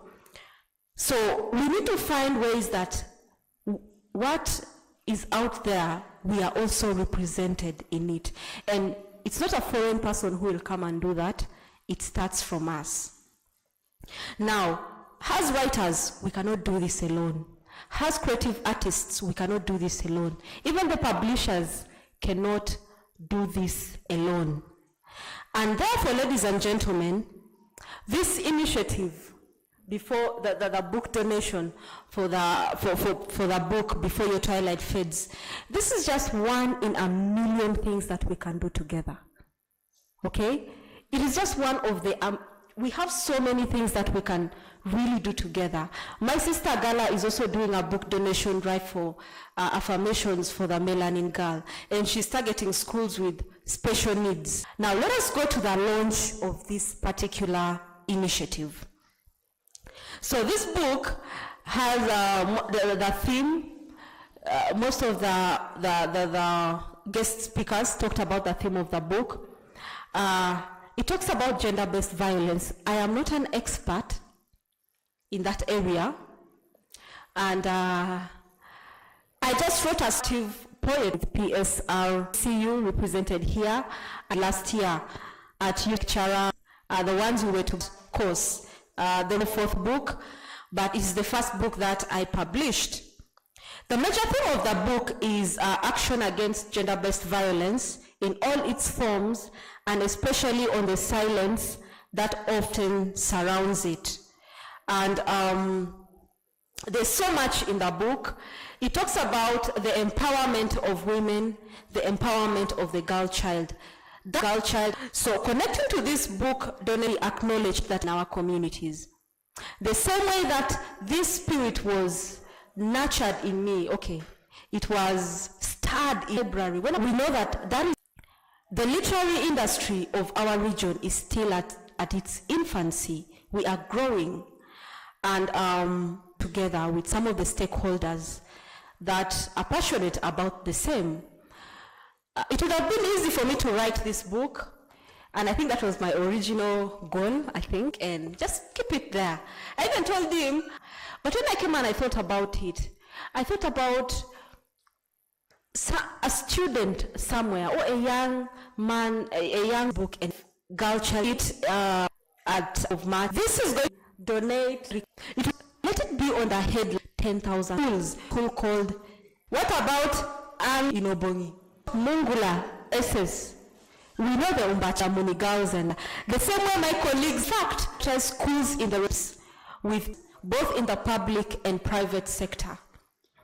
Because this is the first of its kind in the creative writing industry. When we talk about sport, but when we talk, because we don't know who are the ones who are etc. Action with on the side of creative arts. We have people talking about skills. You can't be one person and you can say, you know, me, in case you have a family, me and my family, we want to donate just one cup. That alone is enough. That alone is a move that you have made. That is an impact that you're making, not to ensure that you will write in, so that a student from, I don't know, in case we exceed, we surpass West Nile and we go up to some of the other regions, someone will, maybe one of our children who is studying somewhere will come and, oh, there was emphasis on, let us stop this thing that our help needs to come from big donors, you know, where we first need, you see all these beautiful pieces? He's doing it for this initiative for free. You see? So what can you do? So has partners, these are the categories. And then we 500 of ourselves. We have the capacity. Then someone to say, okay, we need, and donating is how we start our countdown. Will you donate? Please, some people thought mentions of book. Go and read it. So that when they tell the book of Jude, don't even cause. Most of us are leaders. That's why we have schools. That's why we have our students here and some of the teachers. We have UCU here. The media team, they are all here. It was almost like a gamble, like not, you know, but I have a very wonderful team. And we were not even understanding at first what we're doing. But eventually here we are. And this is a huge success. I was telling him that even if I come and I find only one person seated here, and that person is my sister, this is the same way I was going to do this presentation. You know why? Because she will go and tell another person, and it will go on and on and on. So we are also inviting network partners to come on board. And we want all of you to come on board in different capacities. We are going to give room for you to ask questions. Good enough, the Lord has blessed us with rain. heavy rain today. This is a blessing as we launch this initiative. And we are going to ask questions after this. But there are so many benefits that we are going to have in partnering together as stakeholders. First, you see this network? We are going to be in a network of people who are interested in supporting and promoting the creative writing industry and the arts in general of our region. And some of those other things like, okay, you're going to get certificates at the end. I know they come in, sorry, but just the fact that you're going to be part of this and you're going to participate in something and do something meaningful for our region, that alone is a benefit enough, okay? Well, Now, let me try to chip in. I think she has made a point, and one of the objectives that probably made this, we actually made for this sitting is to support. Now, because we're running short of time, we thought we would close by 6. Arrival had issues, and also took time to network. And just to make the long story short, if we could use about 5 to 10 minutes in a meaningful way, and we push this agenda and we start something, then the rest of the people probably be able to pick. I think it would be very sensible. I would ask you to close, to summarize, and then we get into this.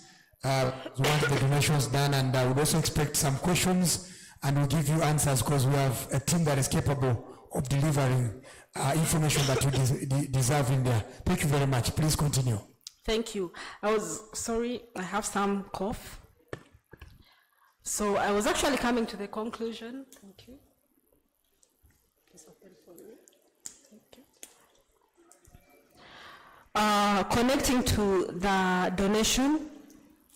So this 30,000 per copy will, thank you.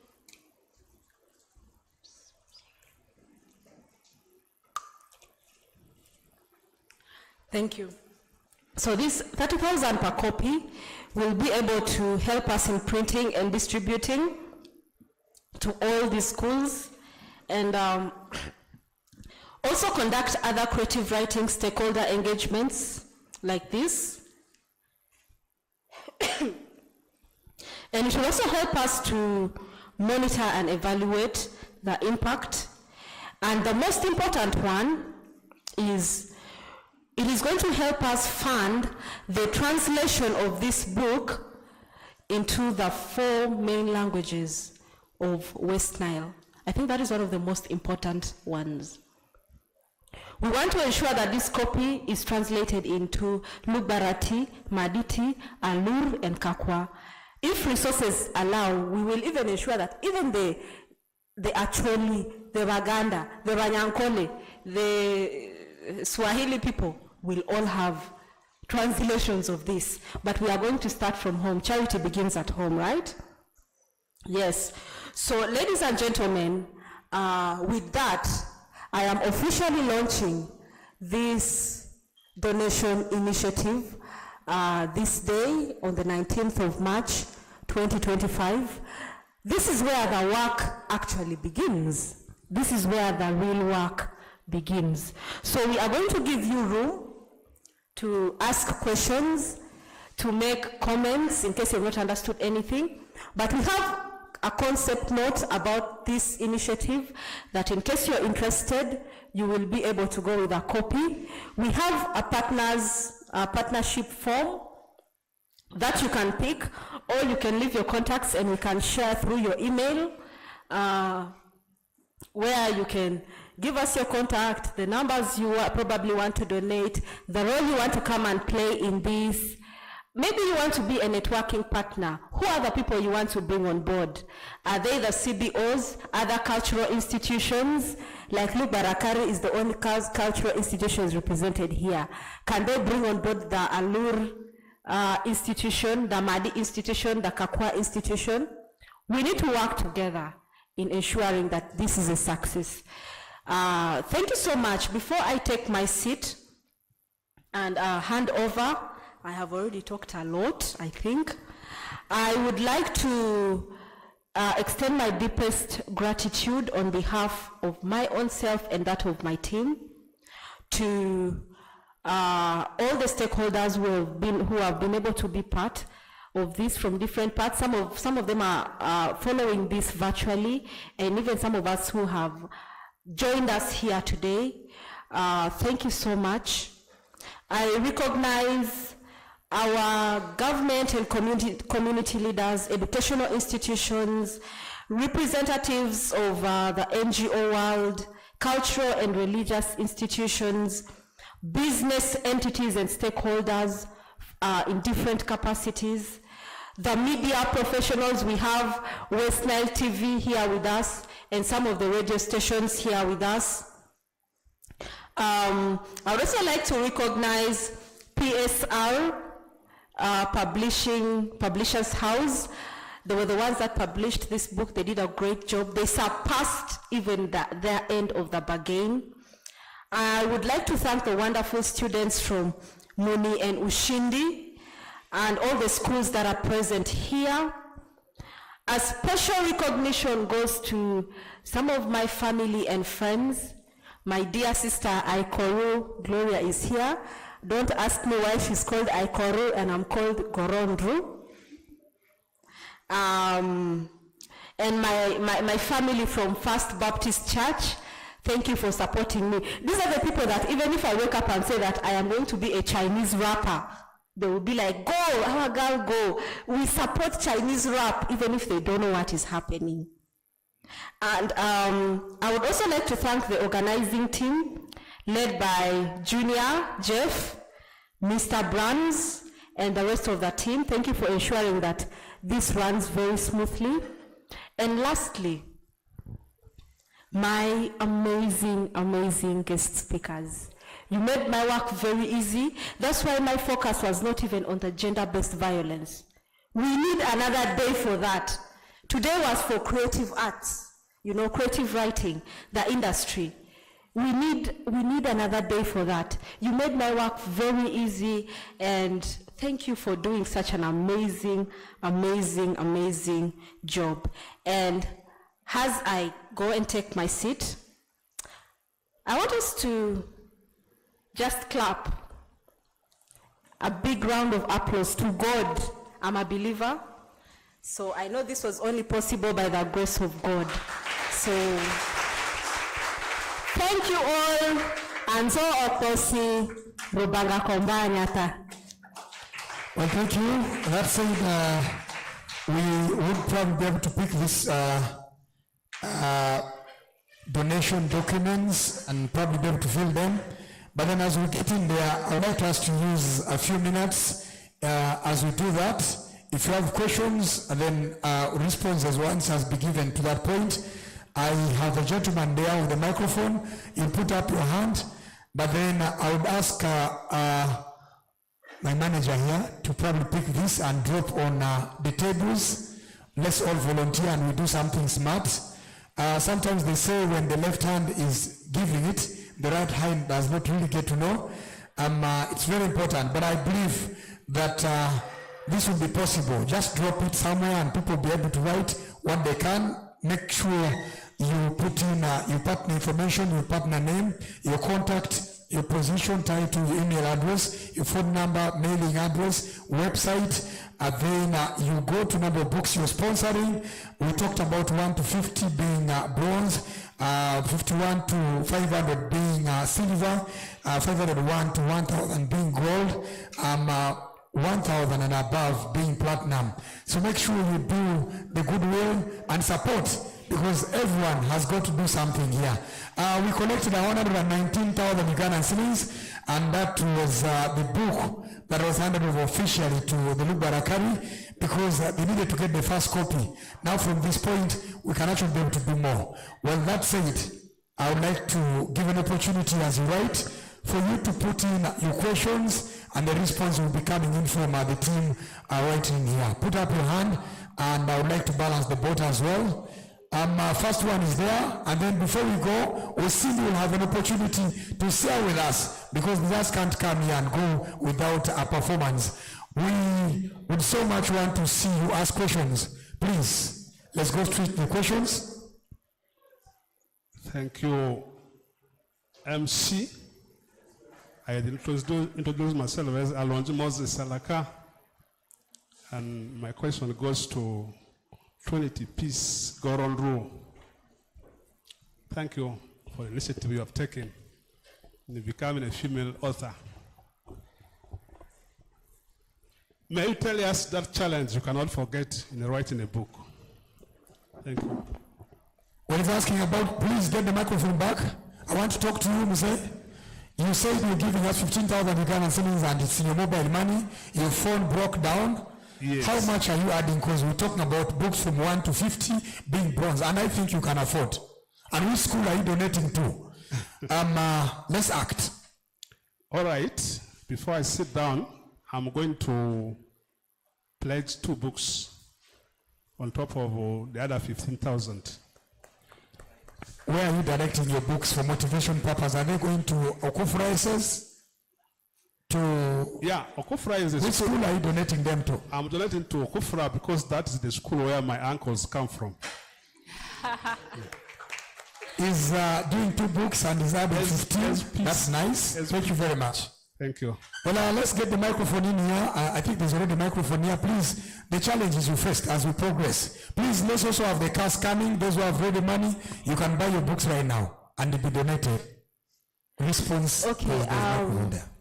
The challenges, wow. I think we will really need another time to talk about them like in details. But there were several challenges. Of course, writing a book like this is something that is not easy. Being able to do research, and just getting information about the theme. As I said, I'm not an expert in the area of gender-based violence, and I was writing about gender-based violence. So being able to get more information to ensure that whatever is represented in the book is actually accurate. I think that is one of the challenges that I actually faced. And then the fact that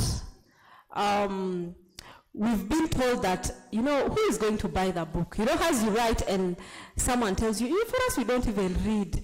Here in West Nile, we don't have readers. I always questioned myself, assuming I write this book and it just remains with me, would it have fulfilled the intention? So there were so many challenges that were faced, but I had an amazing team, I should say, that I worked with. The publishers were very professional. I didn't expect that level of professionalism from them, and as I'd mentioned before, they were able to even exceed their end of the bargain. I had supportive people, my classmates, my dear lecturer, the representatives from UCU, they were all amazing. So we shall have that conversation in detail some other day. Thank you, sir. Well, next question, as we do this, you can do this is the support I have, we need over about 300 million Ugandan shillings, according to my calculations, because we need about 10,000 copies of this book, and each at least goes for 30,000 Ugandan shillings. So, next hand. Thank you very much. My name is once again Godfrey from Civil Society. I'm so amazed when I reached here. First of all, the organizers. When I entered here, I thought I was going to, I was entering the international conference. The way you arranged the thing, so amazed. I know you reached to us. Even to the event in Igulu. I was in Igulu, but I had to cut one day. I said, I have to be here because we have done a lot of things with you, and you have been supporting young people a lot. And I'm not going to talk much, and I've really loved amazing young people from West Nile here. Our PhD students, the pastor, many of you, Gala, many of you who are doing a lot of things. We work with young people, we promote capacity to young people, and then doing it locally and also getting local support is very, very important. We don't promise heaven, but whatever small thing you do, it is very important. I see my brother also, but bringing the voice of voice child. We see a lot of things, issues of domestic violence. Recently, you saw an MTV putting our girl now drinking, they're boiling the coins of 500. That myth that it can stop other things. You understand? So a lot needs to be done. We're going to work with you. Of course, for now, we'll support with the 10 books. And the thing you reach to us, we'll tell you what, because we work in that logistics, we'll send the money to you. 10 books for beginning. Thank you. Well, let's appreciate. This is wonderful, and that should be the spirit. You can even do half a book. Then somebody comes, does a half a book, that's a complete book, yeah? I want to see your hands up. Let's have this. If you're a Muslim like me, it's time you broke your fasting, because it's time up, so do not hesitate. Actually, I'm going to ask my facilitator here to get me a bottle of water. I need to take some water and appreciate my God for the 19th day. And welcome for it. It might be any time, please. Let's do it, and we also allocate a few minutes for Usindi SS to do what they had prepared. Let's not mind about time, because this is what certainly will be able to put it as better. Well, I want to see the hands up. We talk about... Yes, thank you. Before you talk, I would like to recognize the presence of Rotarian Saron, and she's an amazing person, also part of the Moves family. Thank you very much.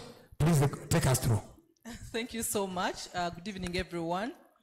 Sorry I came in late. I had another engagement, but the campus has been duly represented by Mr. and Miss Moves Arua campus.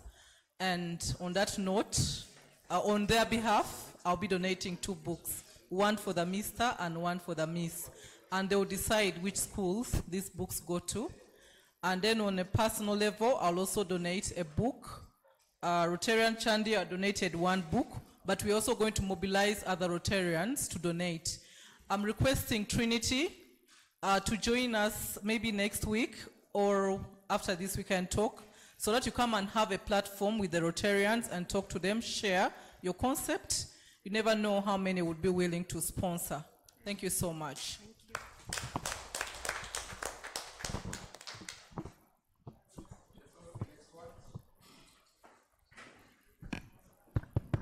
Please, next one.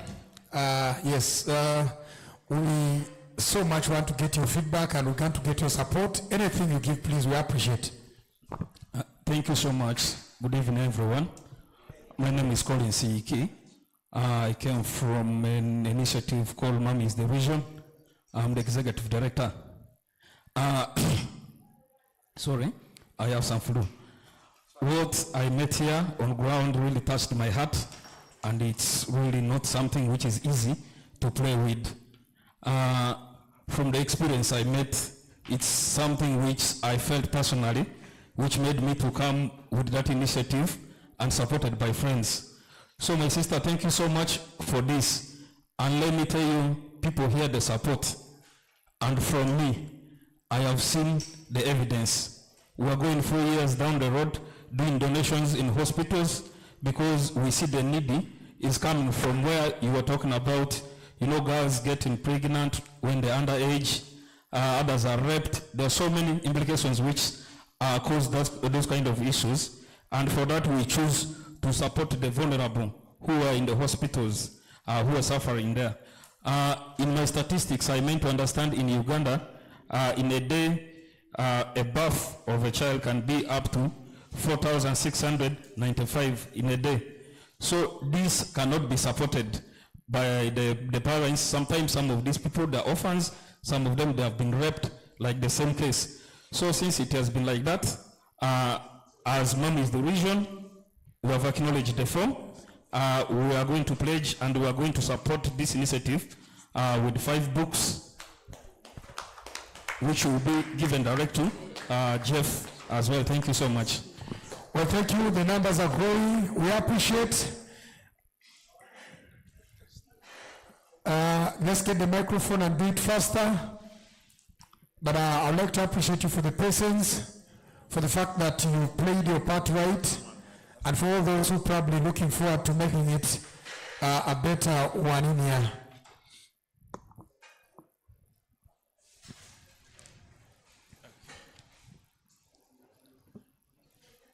Well, those who have filled forms, you drop in the forms with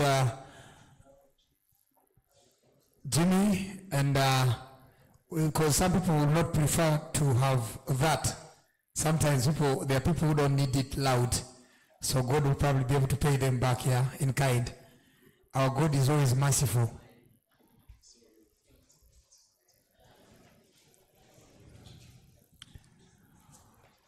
Well, we have 2 minutes to do this and finalize. And of course, somewhere we give about 5 minutes for the students from Osindi to just come in here and do some. Then we have a small, a moment now we say, but I would prefer before we exit here, we take a group photo just to send a message of us having gathered here.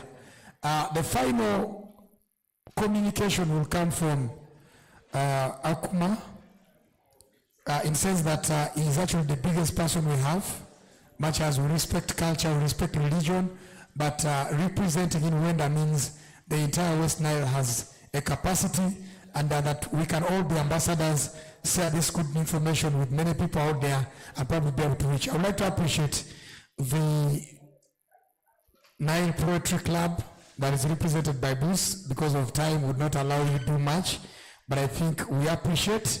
I'd like to appreciate a gentleman who gave me a beautiful, taste or smell in my house for the good job. I hope you'll be able to buy books as well. I know you're a silent person. You could have done it in the other way. I would also prefer, I hope Trinity you're getting me, that one of the days we can be able to organize a concert, musical concert, that we can do a charity event, that all the proceeds actually go into the books. That would be good. I'm ready to spearhead it. We can organize a day people play football maybe at one day, and of every game played, there could be a percentage. We can reach out to the FIFA Drum organizers. I've been there. I'm a former executive member, and of every game played in West Nile, as far as FIFA Drum is concerned, if it's 50 million, at least 0.5 or 1% can actually go into this, because we are trying to also come up and make a write-up about this. So everyone can do something. We can do something, and surely it will be nice. If there are no more hands, can I therefore invite, yes, microphone please. Yes, I'm working with you. Okay, thank you all. I think I'm also inspired to donate a book. Most of my times I've been in Arua here, and I've been working in Rhino Camp. So I am going to donate 10 books to Wanyange High. They call it Rhino Camp Secondary School. It is that side at the refugee settlement. So my target are the refugees that are in that place. Thank you. Thank you very much for the kind heart. Somebody is about to donate and something is telling them don't do. Please tell that thing that you will do, and you do. Let's give them an opportunity. We have talent. I would expect both of them to come. The other one can just stand here to accompany. It makes more sense, because you see the sense is not only to a particular person. And let's appreciate them. Please come to the podium. You could be a minister maybe in a couple of years. So it will be important, yeah. Okay. Once again, my name is Rebecca Rupani Matata, Oshindi SS, coming to recite part 2. The vows entitled, The Vows You Should Have Made. Do you remember, oh terrible brother, do you remember the vows you made, oh terrible brother? The promises to fill her days and nights with ceaseless laughter. Hey, terrible brother, you swore by the stars and the moon to love her until her twilight fades, cherishing her like no other, only to crush her heart into amendable pieces only by noon. Do you remember, oh terrible brother? Do you remember when you whispered in your ears, will you be mine, my love? Will you be mine forever? How can I sing this beautiful band? How can we do it together forever? Under this bright canopy of the starry night, under the bright yellow moon, peering through, I hold your hands, my eyes raining tears, my spirit soaring higher, my heart pounding with fear, my soul burning with such fiery desire for you, my love, my darling dove. Will you be mine, my love? Will you be mine forever? Do you remember, oh terrible brother? Do you remember when you sang out loud, oh, how my soul longs that you be mine? How I crave for your perpetual presence. You are my angel, so divine, and my heart will persist in its resilience until you, my dove so fine, until you are mine. 643 days since upon you, my angel, fell my gaze. Now my heart is bewilderedly crazy, and by your beauty set ablaze. 639 days since my ears that sunny afternoon first heard your voice. Until now, all other voices sound like noise, like meaningless noise, for you are my heart's perfect choice. Will you be mine, my love? Will you be mine forever, my darling dove?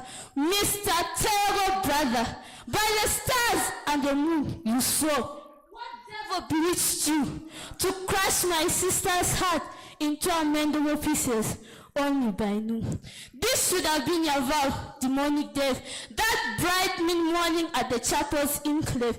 This should have been the vow you made to my sister instead.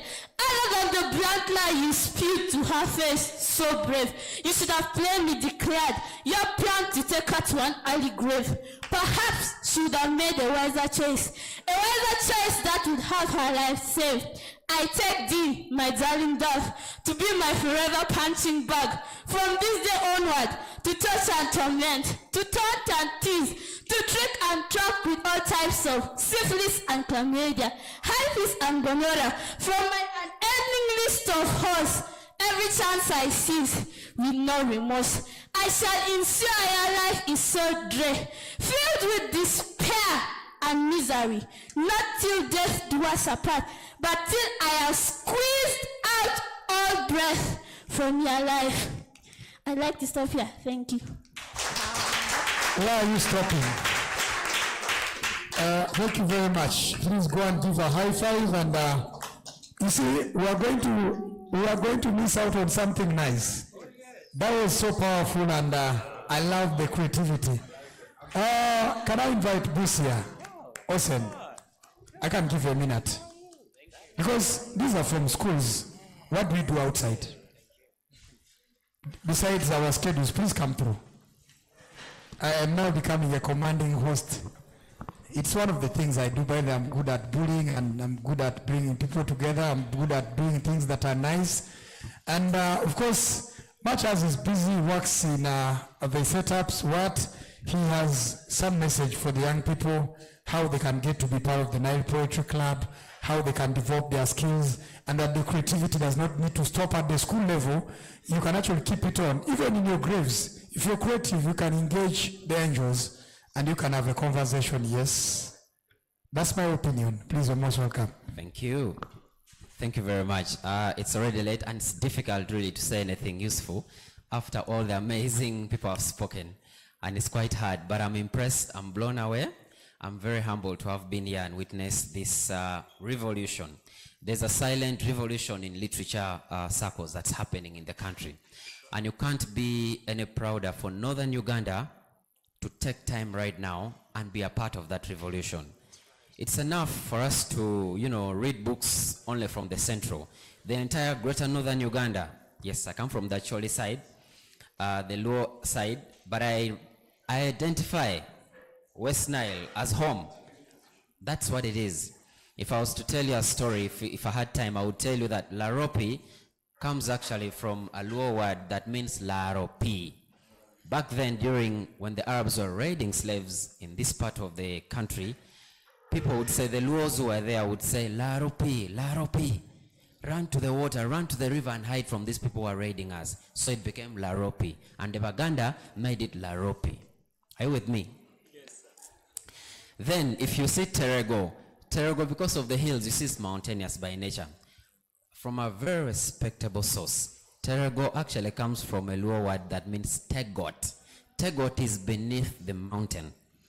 Because we lived together before the migration and the splitting and a lot of historical things that happened, we are from the same ancestry, we are one people. And that's why if you see the Greater North, in terms of the sharing of the talent, the identity, you know, what we carry is very similar. So I want to implore us all, encourage young people to read. Let them write their stories. Let's write our stories, people. I didn't get time, but I wanted to say this finally.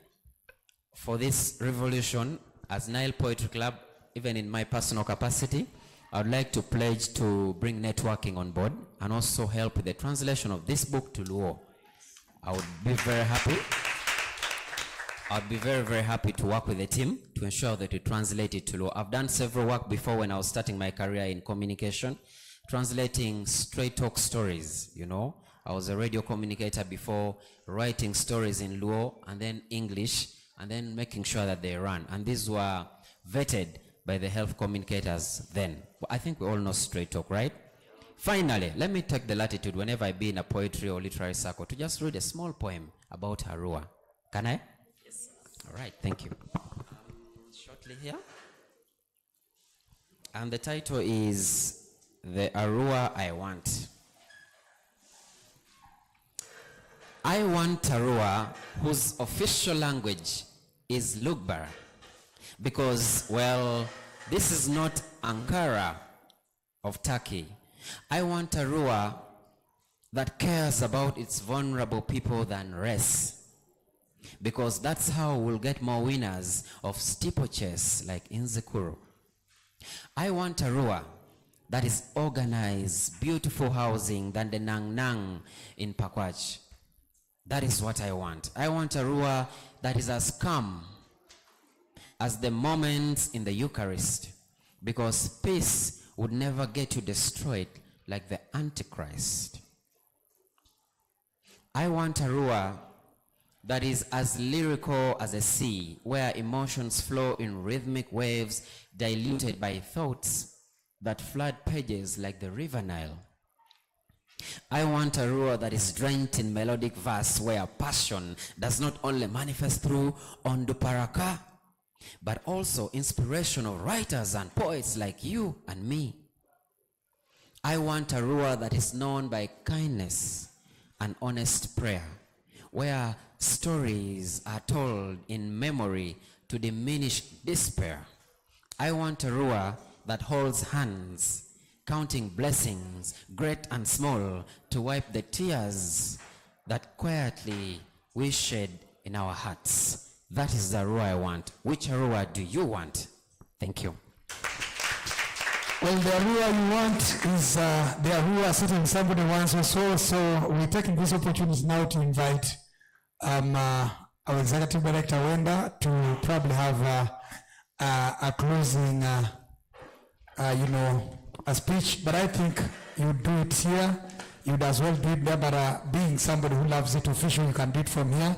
Right after his speech, we shall be able to follow him. We have something to partake as we do it. And with the powers invested in you, you can say anything and you can close it. Okay.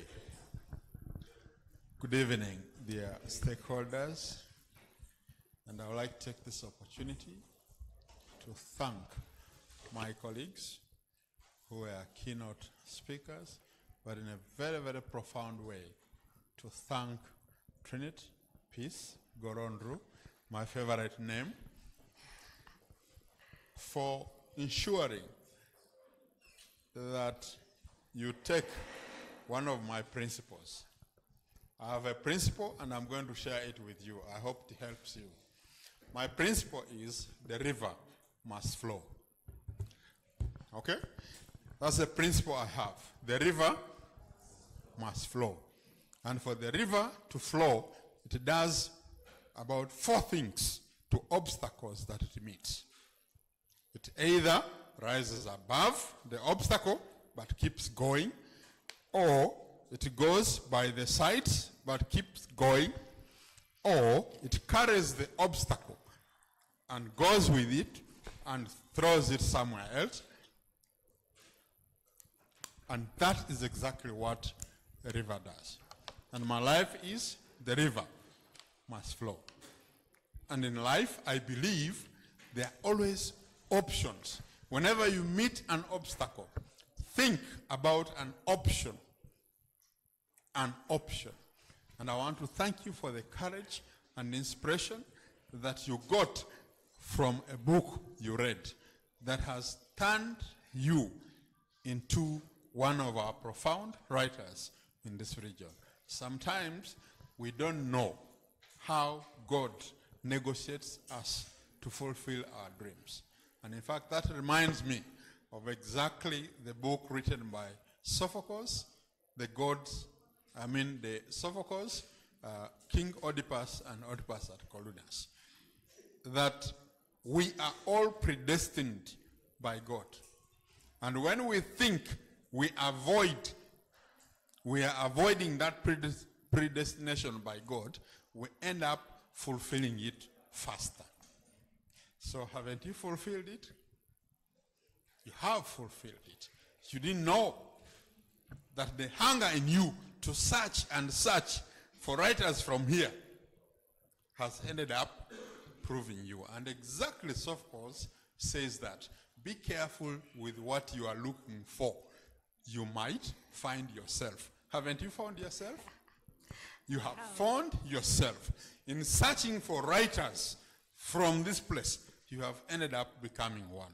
So congratulations. Thank you. Ladies and gentlemen, I want to thank each one of you once again for sparing your time and sparing your commitment to come here and sit up to this time. You are a blessing to this region. You are the first cohort that demonstrates that you love and value literal writing. Please, to you writers, those who are writers already, and the publishers, can we be able to see the first book festival in the region, so that we can have all the writers from the region? I was speaking to Consulate, whose book was launched in Silver Springs. She comes from Moyo. There are others, like Miss Killy, she comes from Terego here. And there are others that through the publishers, we can get all of them. And we have an exhibition of books organized here in Western Nile, so that we have all stakeholders come to appreciate why it is very important for us to support this industry, for us to begin telling our stories, and for us to begin reaching the world with what we know so well about ourselves. And if that can happen, it will be